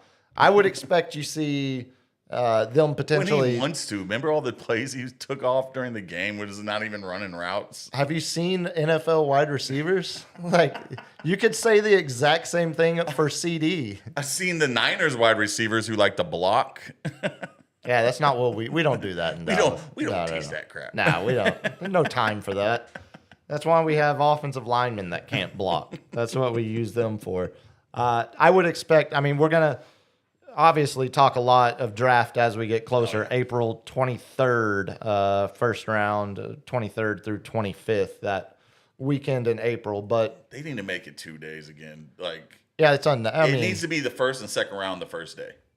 they're you gonna know, they're like- gonna drag it out because degenerates like me will sit there and keep it on a screen all weekend, 3 days in a row. Quad boxing it. You bet your ass. I'll have whatever operation we're conducting in Central or South America. Operation Cuba by then. Potentially. Hell, why stop there? Operation Greenland. What's Bolivia up to these days? Do they That need? Panama Canal. I'm telling you, we're eyeing Hey, it. we're taking that bitch back. Yeah, you can bet your ass that The is. American Canal. That's what it is. So yeah, that'll be one quad box. I'll have a draft. Might have some British darts on. Who knows? Maybe some cricket. Come April, we'll have meaningful basketball to watch. Did you see? I don't know. Was it true that one of the British darts player was purposely busting ass to throw off his competitor? God, how this is the kind of story that usually crosses my news desk. Dart player farting. Like, I saw it, and you saw the other dude's expression, who's just like sitting there, just God. But he was like purposely. Oh, okay, yeah. I saw this video. When it floated. This did cross my news desk. It was reportedly unintentional. It was And undecisional. it was a lighter moment in a tense battle. Dude, darts gets wild. They take it incredibly serious over there. He's over there drinking dark beer, eating broccoli. Bangers and mash. Make for some. It is. Oh, I forgot to say it is National Bean Day. I'm it's not National making Bean that Day. up. I'm not making that Hey, up. beans and toast is not a bad thing. Those You can do- Australians they got something Well, that's there. British. Beans and toast, British. That's all. I guess the British did take over Australia. So Well, that's where they sent their. all the rambunctious, That's right. That's the rapscallions. now. Last note on the Cowboys draft. I bet they trade back with both of those picks, unless the one good thing. If you're picking 12th and you're Dallas, we just rattled off 5 of their 6 most needed positions are on the defensive side of the ball. If you're sitting there 12th, you're hoping Dante Moore leaves Oregon because that's a guy that's picked in the top 10 at quarterback. Mendoza going top 10 quarterback. You're hoping at least one or maybe two more quarterbacks. Well, the Jets and the Raiders quarterbacks. Quarterbacks. So if you can get 4 picks, you're going to have at least 3 in the top 10. Well, in the main segment we're about to get to, we're going to talk about the best team in the nation right now. Is the coach going to leave for the NFL? Now that's a tease. That's a tease. All that to be said, you're going to see offensive guys. You're hoping to see offensive guys go off the board in the top 10. Yeah, so because if you're hoping to get a DL, you could probably get just doing the math in my head, say 3 quarterbacks go. So let's just say that's pick 1, 2, and 3. And the Cowboys Niners got 12. Michael Williams with the 13th pick overall. And he was the 3rd edge rusher taken, right? And he was a stud until he got his hurt. ACL. See, that's where I'm saying you're potentially going to get the 3rd best edge rusher, the 2nd best cornerback, or maybe the best Mike linebacker. Mm-hmm. Like you're potentially going to have your choice of taking best available defensive player. It's got to be edge, or it's got to be corner. It's got to be like a cornerback that is a game changer. I would remind you, the last time we said the Cowboys had to take a cornerback was the year that J.C. Horn went and Surtain went before them, and so they traded back and drafted Micah Parsons. So I would expect to see. Man, what if y'all got Surtain? Ooh, that would have been nasty. Yeah, I would take Micah 10 times out of 10 over Surtain. If I'm building a team, I think that I just think the edge is a more important foundational piece than a cornerback. As good as Surtain is. I'm thinking of health wise. I would take a cornerback who wins Defensive Player of the Year, like Surtain did last year. He's not going to get hurt as often as a DL. You wouldn't think. Yeah, you wouldn't think. But until the Cowboys hire a defensive coordinator, I think we are probably done. We won't do Cal Notes Thursday. Even if they hire a coordinator by then, we're going to be doing all the people in the dance. We'll talk about it, but it's time to talk about meaningful football. Let's do some main seggy here. 9:34. We can't say the amateurs anymore because they are getting paid millions of dollars.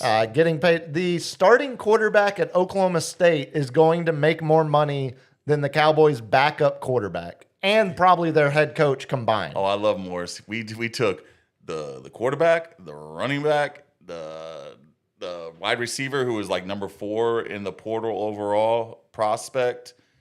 Yeah. I see them contending, not with Texas Tech, because they just signed Cincinnati's quarterback, which was the Brendan number Sorsby. 1. Yeah, the number 1 prospect in the portal. Need some of that oil money. Ho.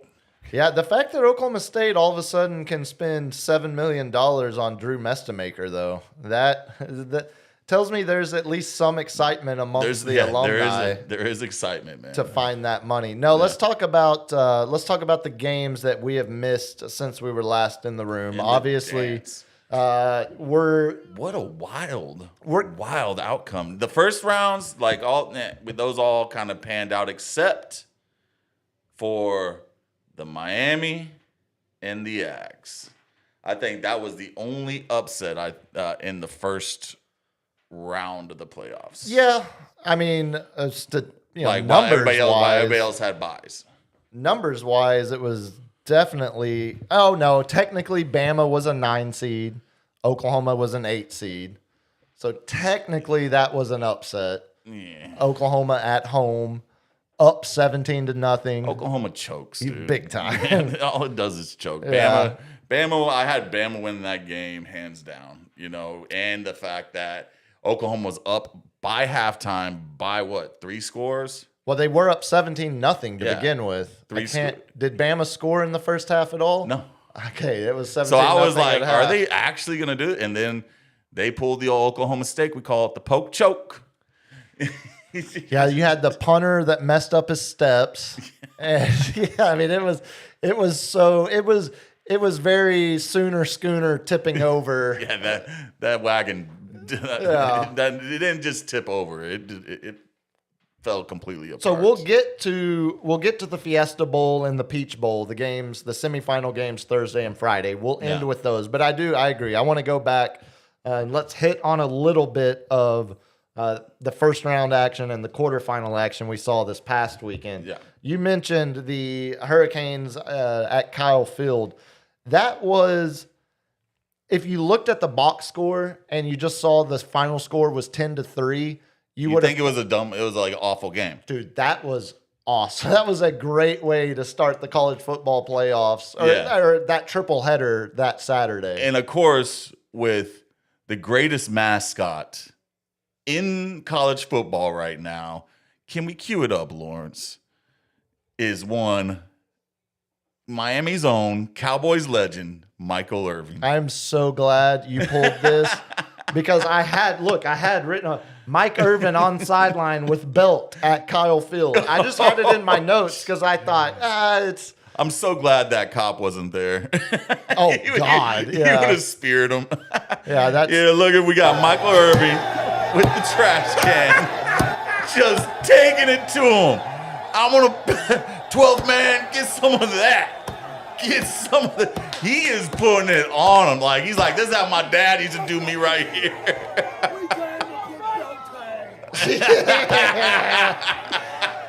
That's the greatest thing in college football right now. Michael Irvin, man, he's living his best life, man. And he did it again. He did it again all in the quarters. Yeah, when they beat Ohio State, it was him. He's got some more alumni now. It was him, Ray Lewis. Was it Warren Sapp out there, or Was it Warren? I think Ed Reed. I know Ray Lewis was definitely. there. He yeah. walked in at the end. Yeah. Yeah, it was definitely Ray. Just yeah. I mean, the passion that Mike Irvin has for his alma. I wish I was passionate about anything in my life. Did you see him like Irvin running up is. on the coach, like Dude, while he's getting interviewed? Yes, he and gave him like, a kiss. He's like, ah! He kissed Cristobal on the cheek on live TV. Yes, I love it. It's everything college football. It's everything that makes college football so much better product-wise, viewing product-wise, than the NFL. I mean, it is wild-ass, spectacular. Yeah, Mike Irvin, we take that belt to ass. Just on the nose. Just literally whipping. What made him think, I'm going to take a 12-man shirt, hang it over the trash can, and just start working it? Like Adrian Peterson on his kid. I can think of a few things that might make Mike Irvin act that way on the sideline or get down on all fours like a dog watching the final plays of games. Cocaine's a hell of a drug. Living and dying. As much as I love seeing Mike Irvin go crazy on the sideline, you remember we had the video from earlier in the year when he's like, "Oh yeah, I doing told the you, horn. I'm gonna break that damn bell. I'm gonna break that damn siren," and then he's there, just whipping the hell out of it. As much as I love seeing Mike Irvin, he's my favorite Cowboy from that era growing up. The fact that Miami is back playing in a semifinal for a national championship again. That defense, man. It's real. And then you got Beck, who's Georgia, who went went to the Natty. Right. Didn't win. Ohio State got him, but he's got that experience as a quarterback. Might not be the most skilled quarterback. Well, and you've got Malachi Toney, who should be a senior in high school right now, looking like he would be a first-round draft pick if he was allowed to come out. Man-child, dude. The he's diminutive size-wise, but he is absolutely every bit of a stud as a freshman for them. Yeah, I think if you're asking what the most impressive win so far of any team is, it's got it. I mean, you got to say Miami over Ohio State, like we saw this past weekend. That was, I mean, I don't know what the line was on that, but I thought it was going to be the only way they were going to win that game was going to have to be another 10-3 game. Yeah, exactly. I mean, Like Getting I was like, 24 on for the them to board. put 24 up on Ohio State, still the defense came through with some big takeaways. They couldn't run the ball for anything. What do we do with the G5 schools or the group of 6 now that we're going to have the Pac-12 coming back next year? Like, they deserve a seat at the table. They deserve one seat. Right. So I would almost say like how they do the March Madness, where you do the play-in tournaments for the 16. You know. Did I tell you this, or are you No. saying it for the? Okay, Yeah. that's exactly what you're thinking. yes, that's what I've been Yeah, pushing you make for. like a little mini tournament. It's with a them. first 4. Yeah. You can call it exactly like you do in basketball. It's the first 4. Take the top 4 conference champions The from James the group. Madison. You take this year it would have been Tulane. James Madison, Tulane, Boise State, and what would have been the winner of the MAC? I guess probably Yeah. would have been your 4th. But yeah, play a first 4 tournament, and then that gets them in. The Yeah. winner of that. I mean, it's 2 additional games. I get. Maybe you just take the top 2, and you Yeah. have them play for one spot. So you're not adding 2 additional games. Yeah, you could. Well, you could do to the like schedule. you could do. I mean, how would you do? I mean, you could. I mean, they're kids, and they're looking for real time. They're looking for that. They're looking for camera time. If you want to be So real I crazy, I think those kids would be willing to play an extra game. if you want to be real crazy, What's that? eliminate conference championship games. We don't need them anymore. Yeah, we don't need them. Have the first 4 game played first round conference championship week. What it would have been that second round, play it on the same week as Army Navy, and then you've got your group of 6. You tell NCAA to take away games. No, I know. It's not. gonna- No, and that's why I'm saying like none of these pie in the sky idea. Cody Yeah. Campbell wanting to have 4 regional. None of that. Yeah, but to have Tulane and James Madison there just to get dog walked, it's just the problem though is if Virginia had beat Duke in the ACC championship game, Virginia was actually better than how much better was Virginia than James Madison? yeah. How much better was Virginia than Tulane? I don't think you can't just say out of with zero hesitancy or zero hesitation. Yeah. You can't just say, oh, well, the ACC team, the ACC champion every single year will be better than a team from the American.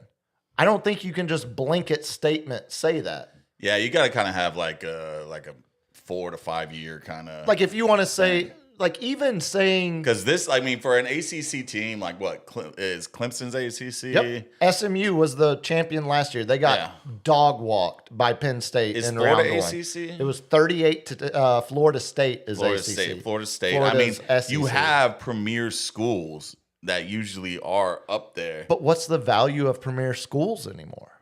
Indiana is the best team in the country. They have 0 5-stars. Until this season, they had the most losses. They got the best coach in They had the college most football right now. losses in college football history. Yeah. No school had lost more college football games in Indiana. And for a coach to look so unhappy. Yeah, that's probably the most impressive win, the 38-3 drubbing of Bama over the weekend. We'll get to those in a second. Other first round thoughts. I hate the rush of seeing James Madison with a nice late backdoor cover in that game. Only lose by 17, which was nice. Oh yeah, to they were see. getting dog walked, and then they scored 21 points in the fourth it was quarter. Great. It was great. It was great for some people that might have been affected. Degenerates. That's correct. Me and Truman, baby. Truman's been on the JMU wagon all season. We rode it big. We rode it big in that first round matchup. And buddy, at halftime, I was not happy. You're like, Truman! Like, what the hell? How did I let you talk me into this? He's like, just wait. Just wait. So let's go to the quarterfinals. Okay, one final thought on the first round. I don't think you can compare the Tulane Ole Miss game or use it as a basis to say Like a reference. because last year Tulane lost to Ole Miss by about the same points as SMU lost to Penn State. SMU lost by 28 last year in the first round as the ACC champion. Tulane lost by 31 in the first round as the AAC champion. Yeah. Could have been a one-off. We got to see what happens in the next couple years. What's really going to screw things up is when Notre Dame starts getting the guaranteed spot if they're just in the top 12 starting next year. They got, man, NCAA needs to put them in a conference. Yep. I'm Or done. tell them you're not eligible for our playoffs. Go to ACC and dominate it. You know what I'm saying? Like, just go to ACC. And here's the other thing. It's the last thing I'll say about it, and then we'll talk quarters. The NCAA and the playoff committee have this special arrangement with Notre Dame.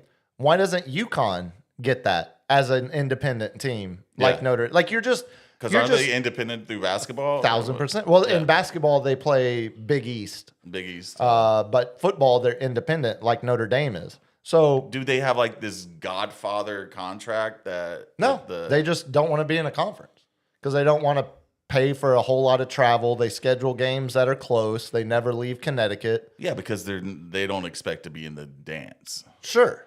They're focused on basketball. They're a basketball But school. the NCAA and the college playoff committee Yeah. is just transparently showing you this is all about ratings and not about. I think we keep putting Notre Dame outside the top 12.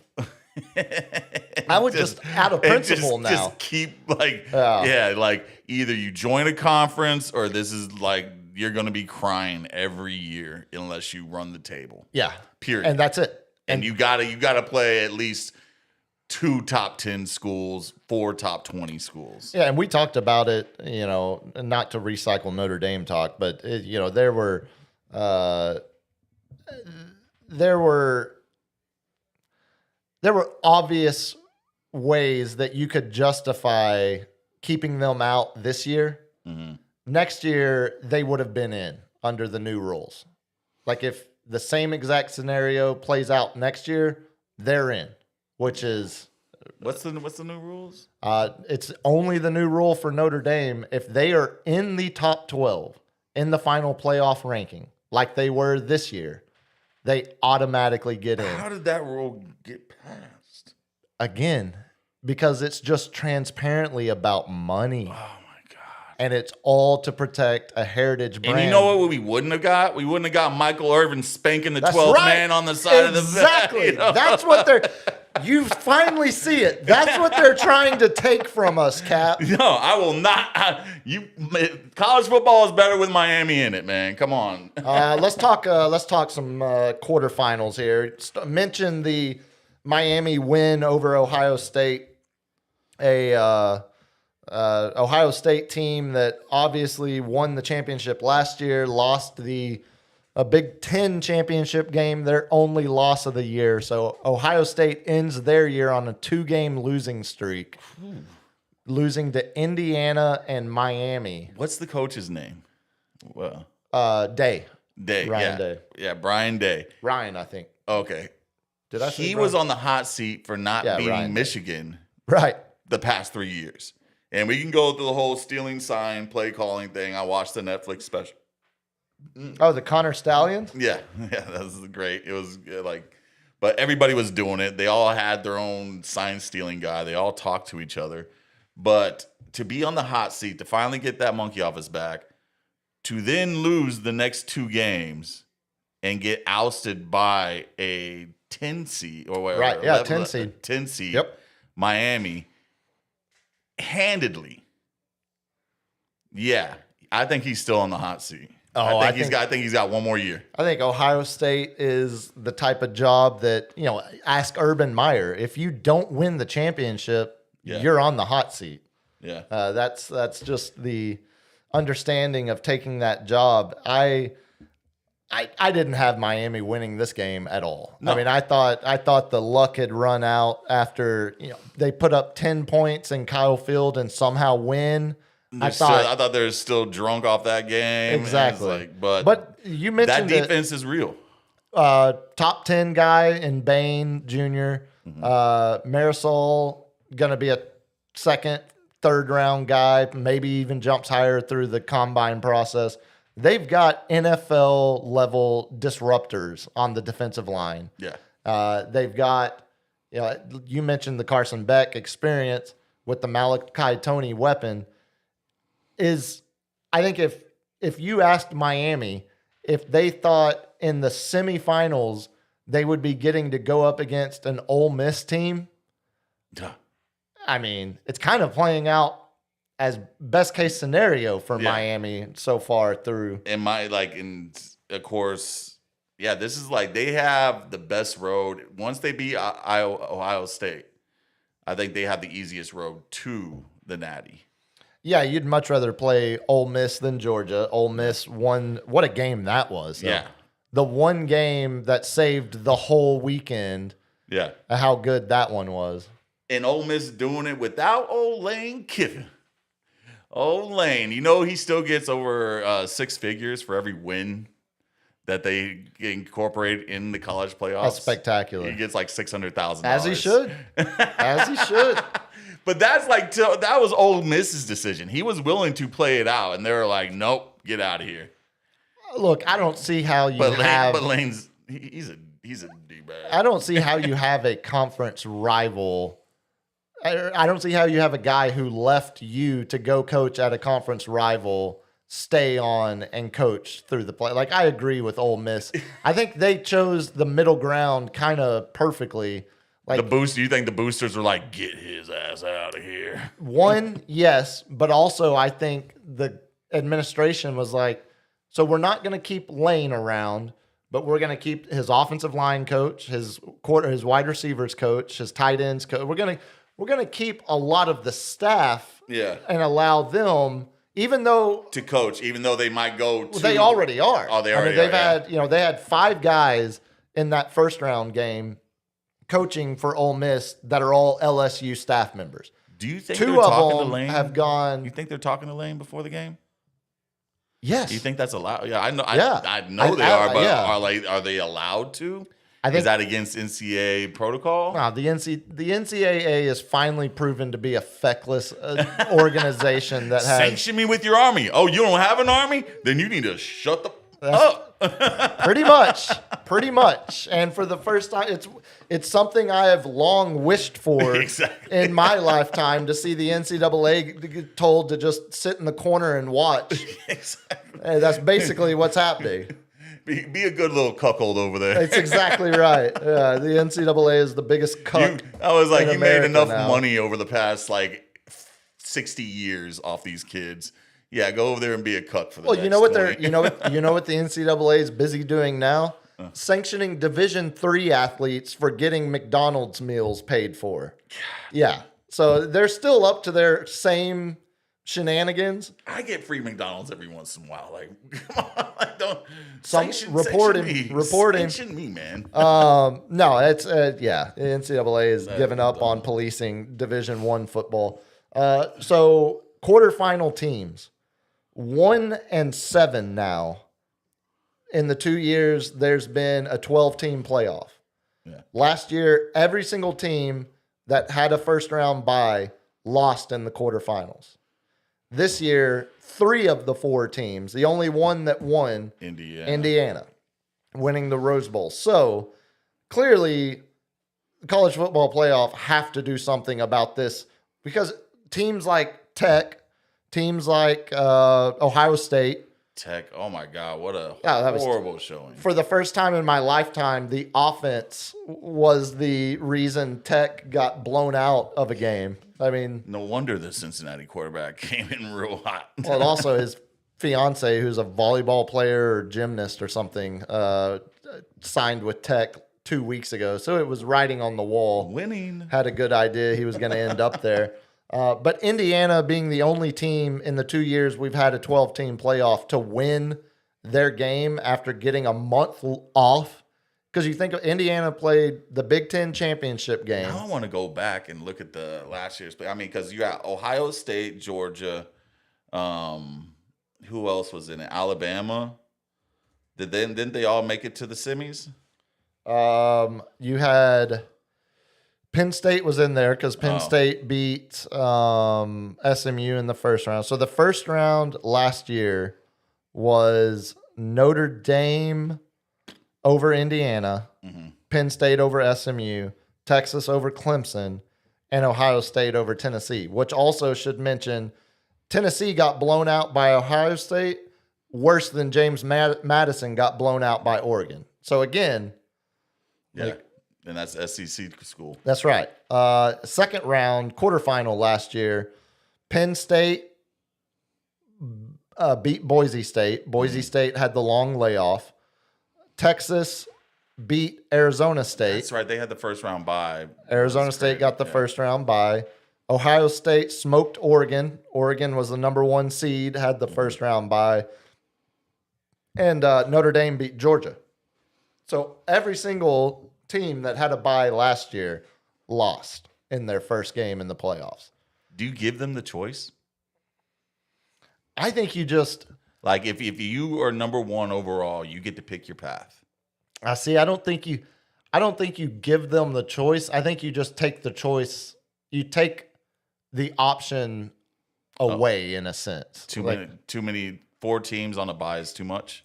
I kind of think there's no way as soon as the bracket goes to 16, this all solves itself. Yeah. Because then no one's getting buys.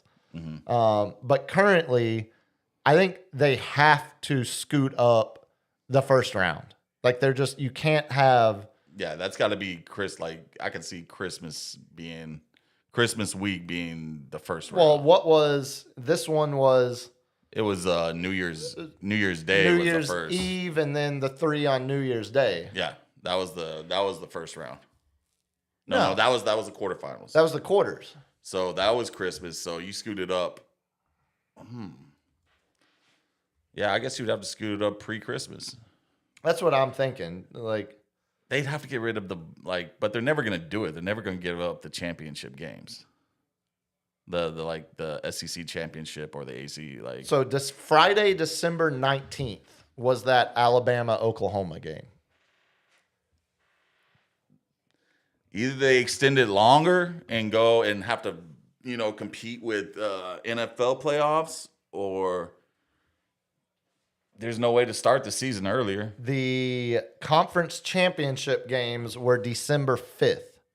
So you played your conference championship games the week, December 5th or December 6th. 1 week off. And you had 1 week off. So you got to get rid of that 1 Yeah. week. You just gotta keep going. You got to keep going. Yeah. That's only when they get 16. We just got to live with what it is. Maybe it's a fluke, the 1 in 7. Well, when it goes to 16, you're not going to get the choice. you won't have any bias, so you won't have to worry about it. When did they say they're going to institute the 16? I haven't. We're going to get 12 again next year. So it's got to be. So at the earliest, it would be 2 years from now. Mm-hmm. And even then, it's just more assumed than announced that's going to happen.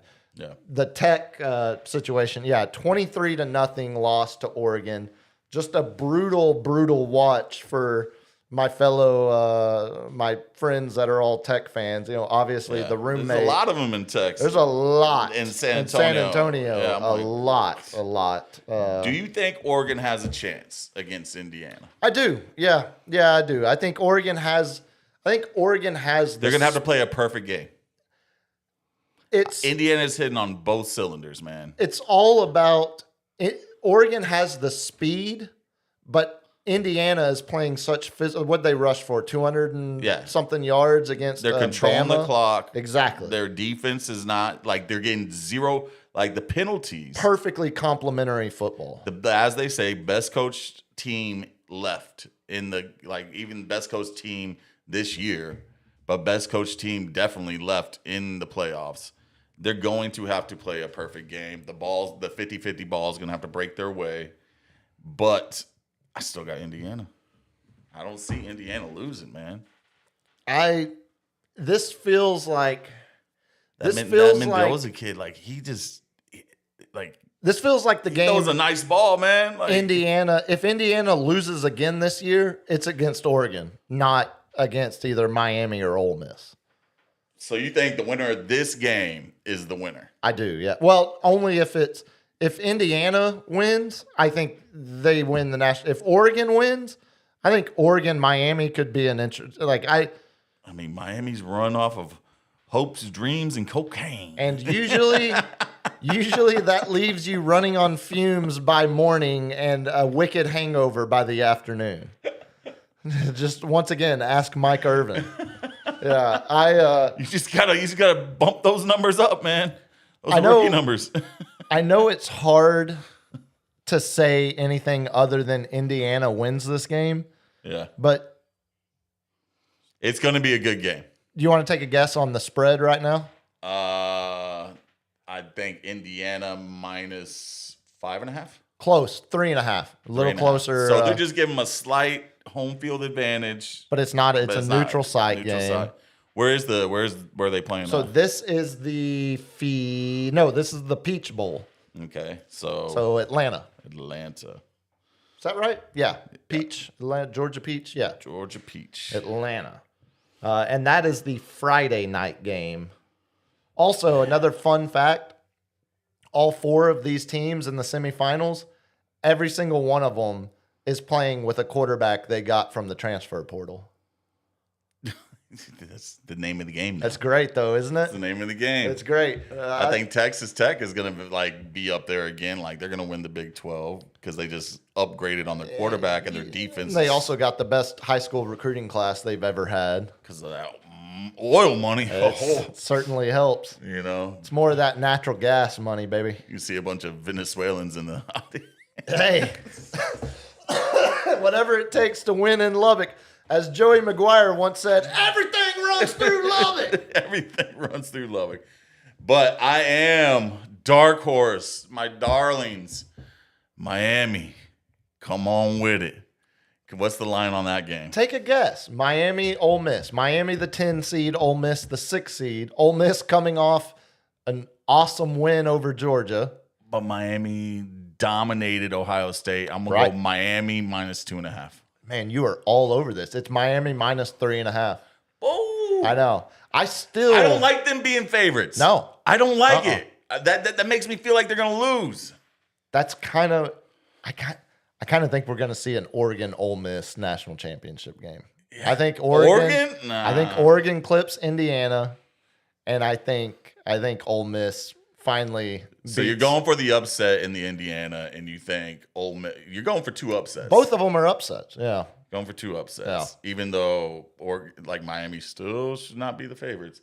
Miami has scored 34 combined points over 2 games and have beaten A&M and Ohio State. Michael Irvin's going to be much watched TV, dude.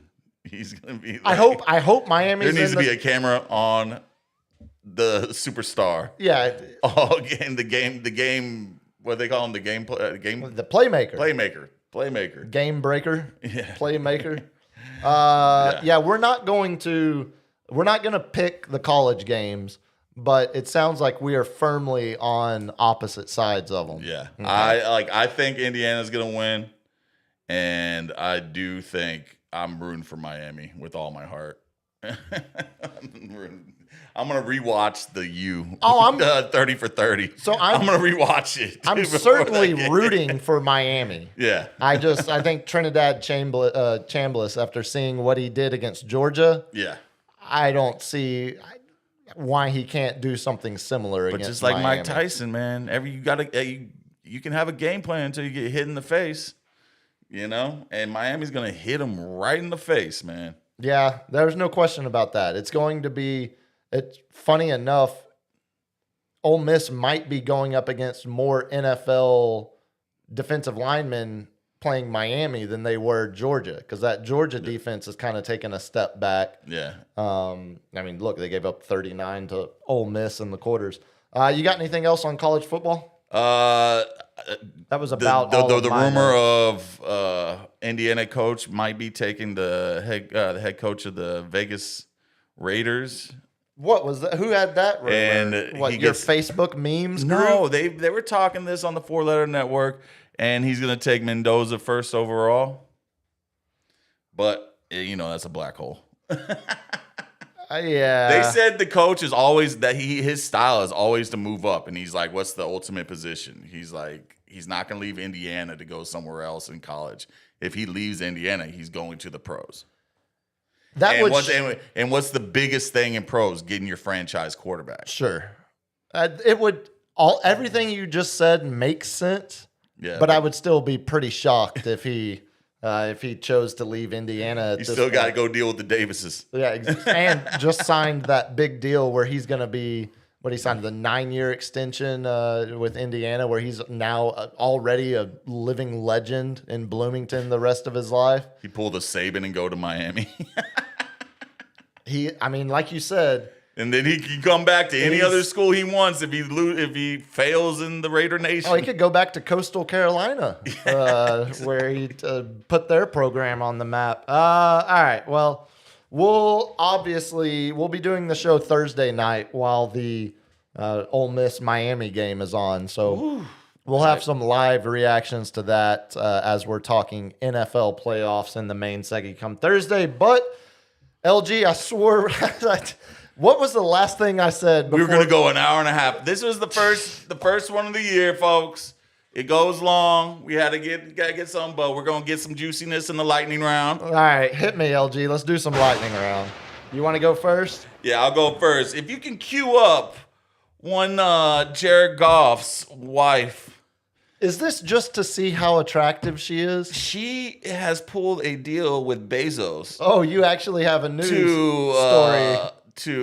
She's also, Sports Illustrated model. Oh, no way. Let's go ahead and pop that picture back up there. What, did it already make it up there? I am infatuated with this. Yeah, it kind of I went through the proper channels, LG. Yeah, it kind of sounds like but she's on. Kristen Harper might need to talk to local authorities.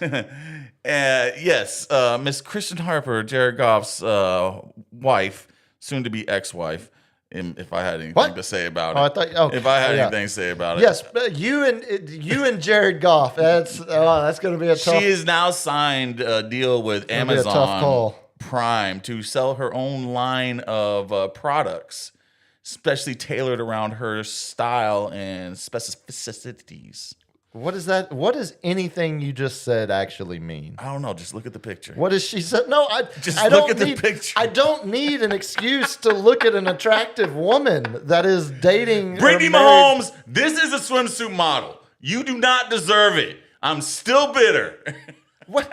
I like how you are the one man that is standing on the wall defending the. I'm 10 toes down on this man. This is so geriatric millennial. Like growing up, beating off to the Sports Illustrated swimsuit edition. You're like, what are you now talking? You're holding. I'm the old line. enough to do the lingerie catalog. I need Sports Illustrated to know that this is unacceptable. This is unacceptable, man. This is not the standards I grew up with. Yes, that's the standard. That's the gold standard right there. She's pretty hot. She is hot. She's pretty hot. You're a winner in my book, Jared Goff. Hit me, LG. So I teased we're not going to pick those college football games, but I will say you are currently leading. We still have our NFL picks going. You are currently leading 38-35 overall. But something you are not leading. Oh, Sports Cave Live Fantasy Football announcement. We have the champ one, Zeb. And Puma. No. Zeb and Puma. No. Wait. Is it Puma and Zeb? Chairman Meow, the team, led by team chairman, me. What a that good. Also employs an individual named Zeb Pena, who is a fine public educator here in San Antonio. Zeb, good dude. You will be getting your own team next year, and Mr. Chairman Meow will have to learn to Don't listen to him, Zeb. You are my team chairman. You are my general manager until you lose a championship. No. Listen to this real quick. You ready for this? Get it. I got this email at December 21st, okay? Yo, Puma. I think we got this win in the bag, barring the greatest kicker performance of all time. As sweet as the victory is at this point, I gotta come clean. While the initial email I wrote wasn't technically a lie, I've actually only managed NBA fantasy teams. The first time I had played fantasy football was back in 2011 with my dad when he was still living at home, still a kid. Hadn't tried it again since.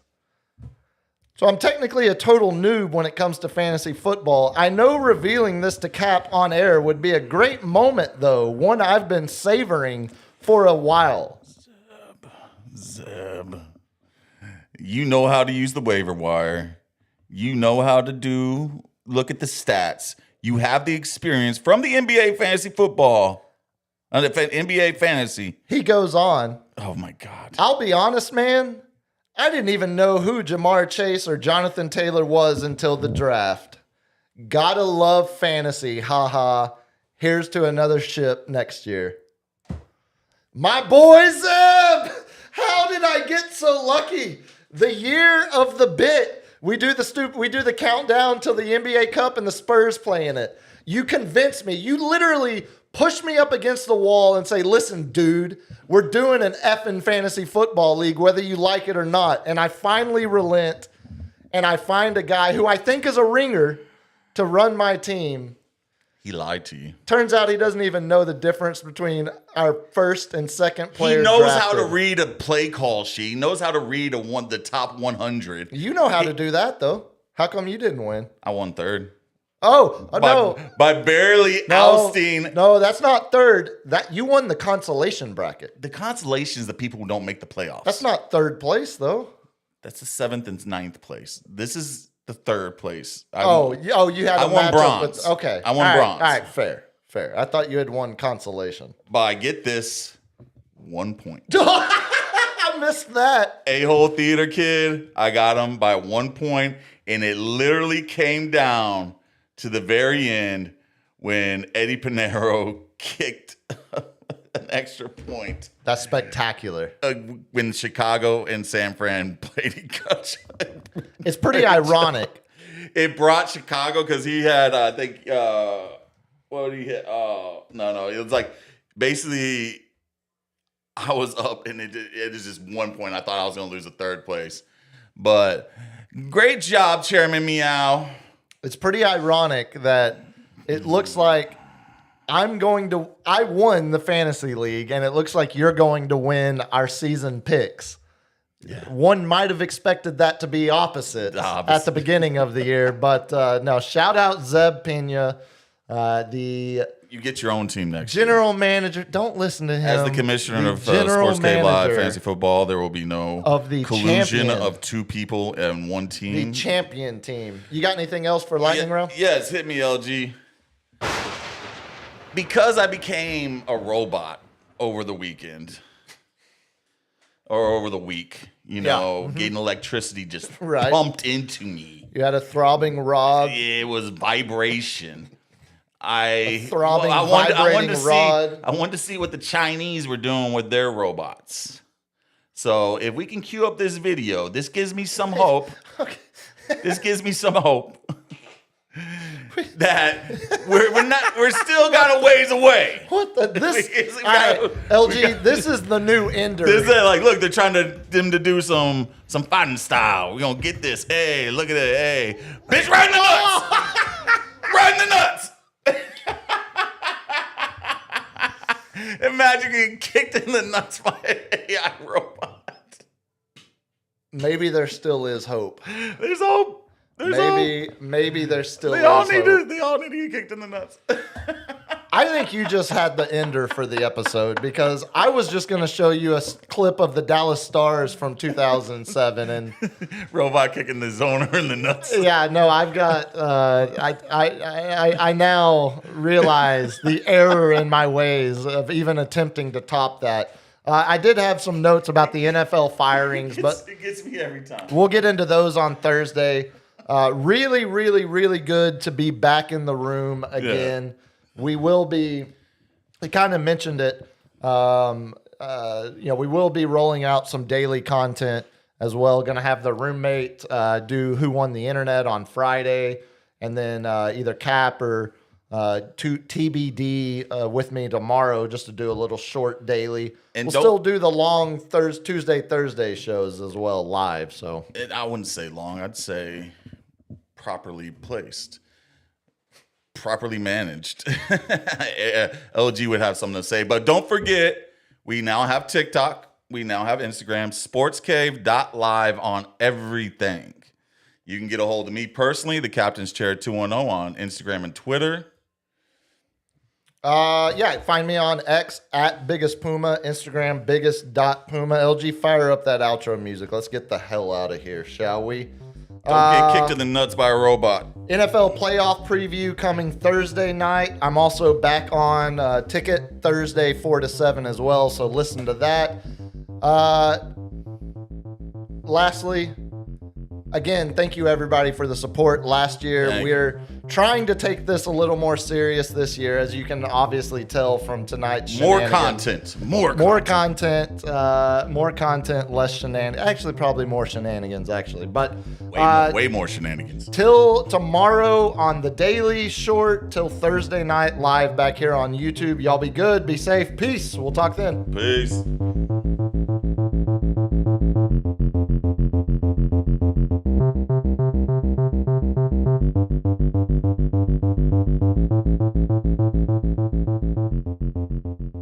Kids, what do we say about drugs? Only thugs use drugs. Say no to drugs. Yeah!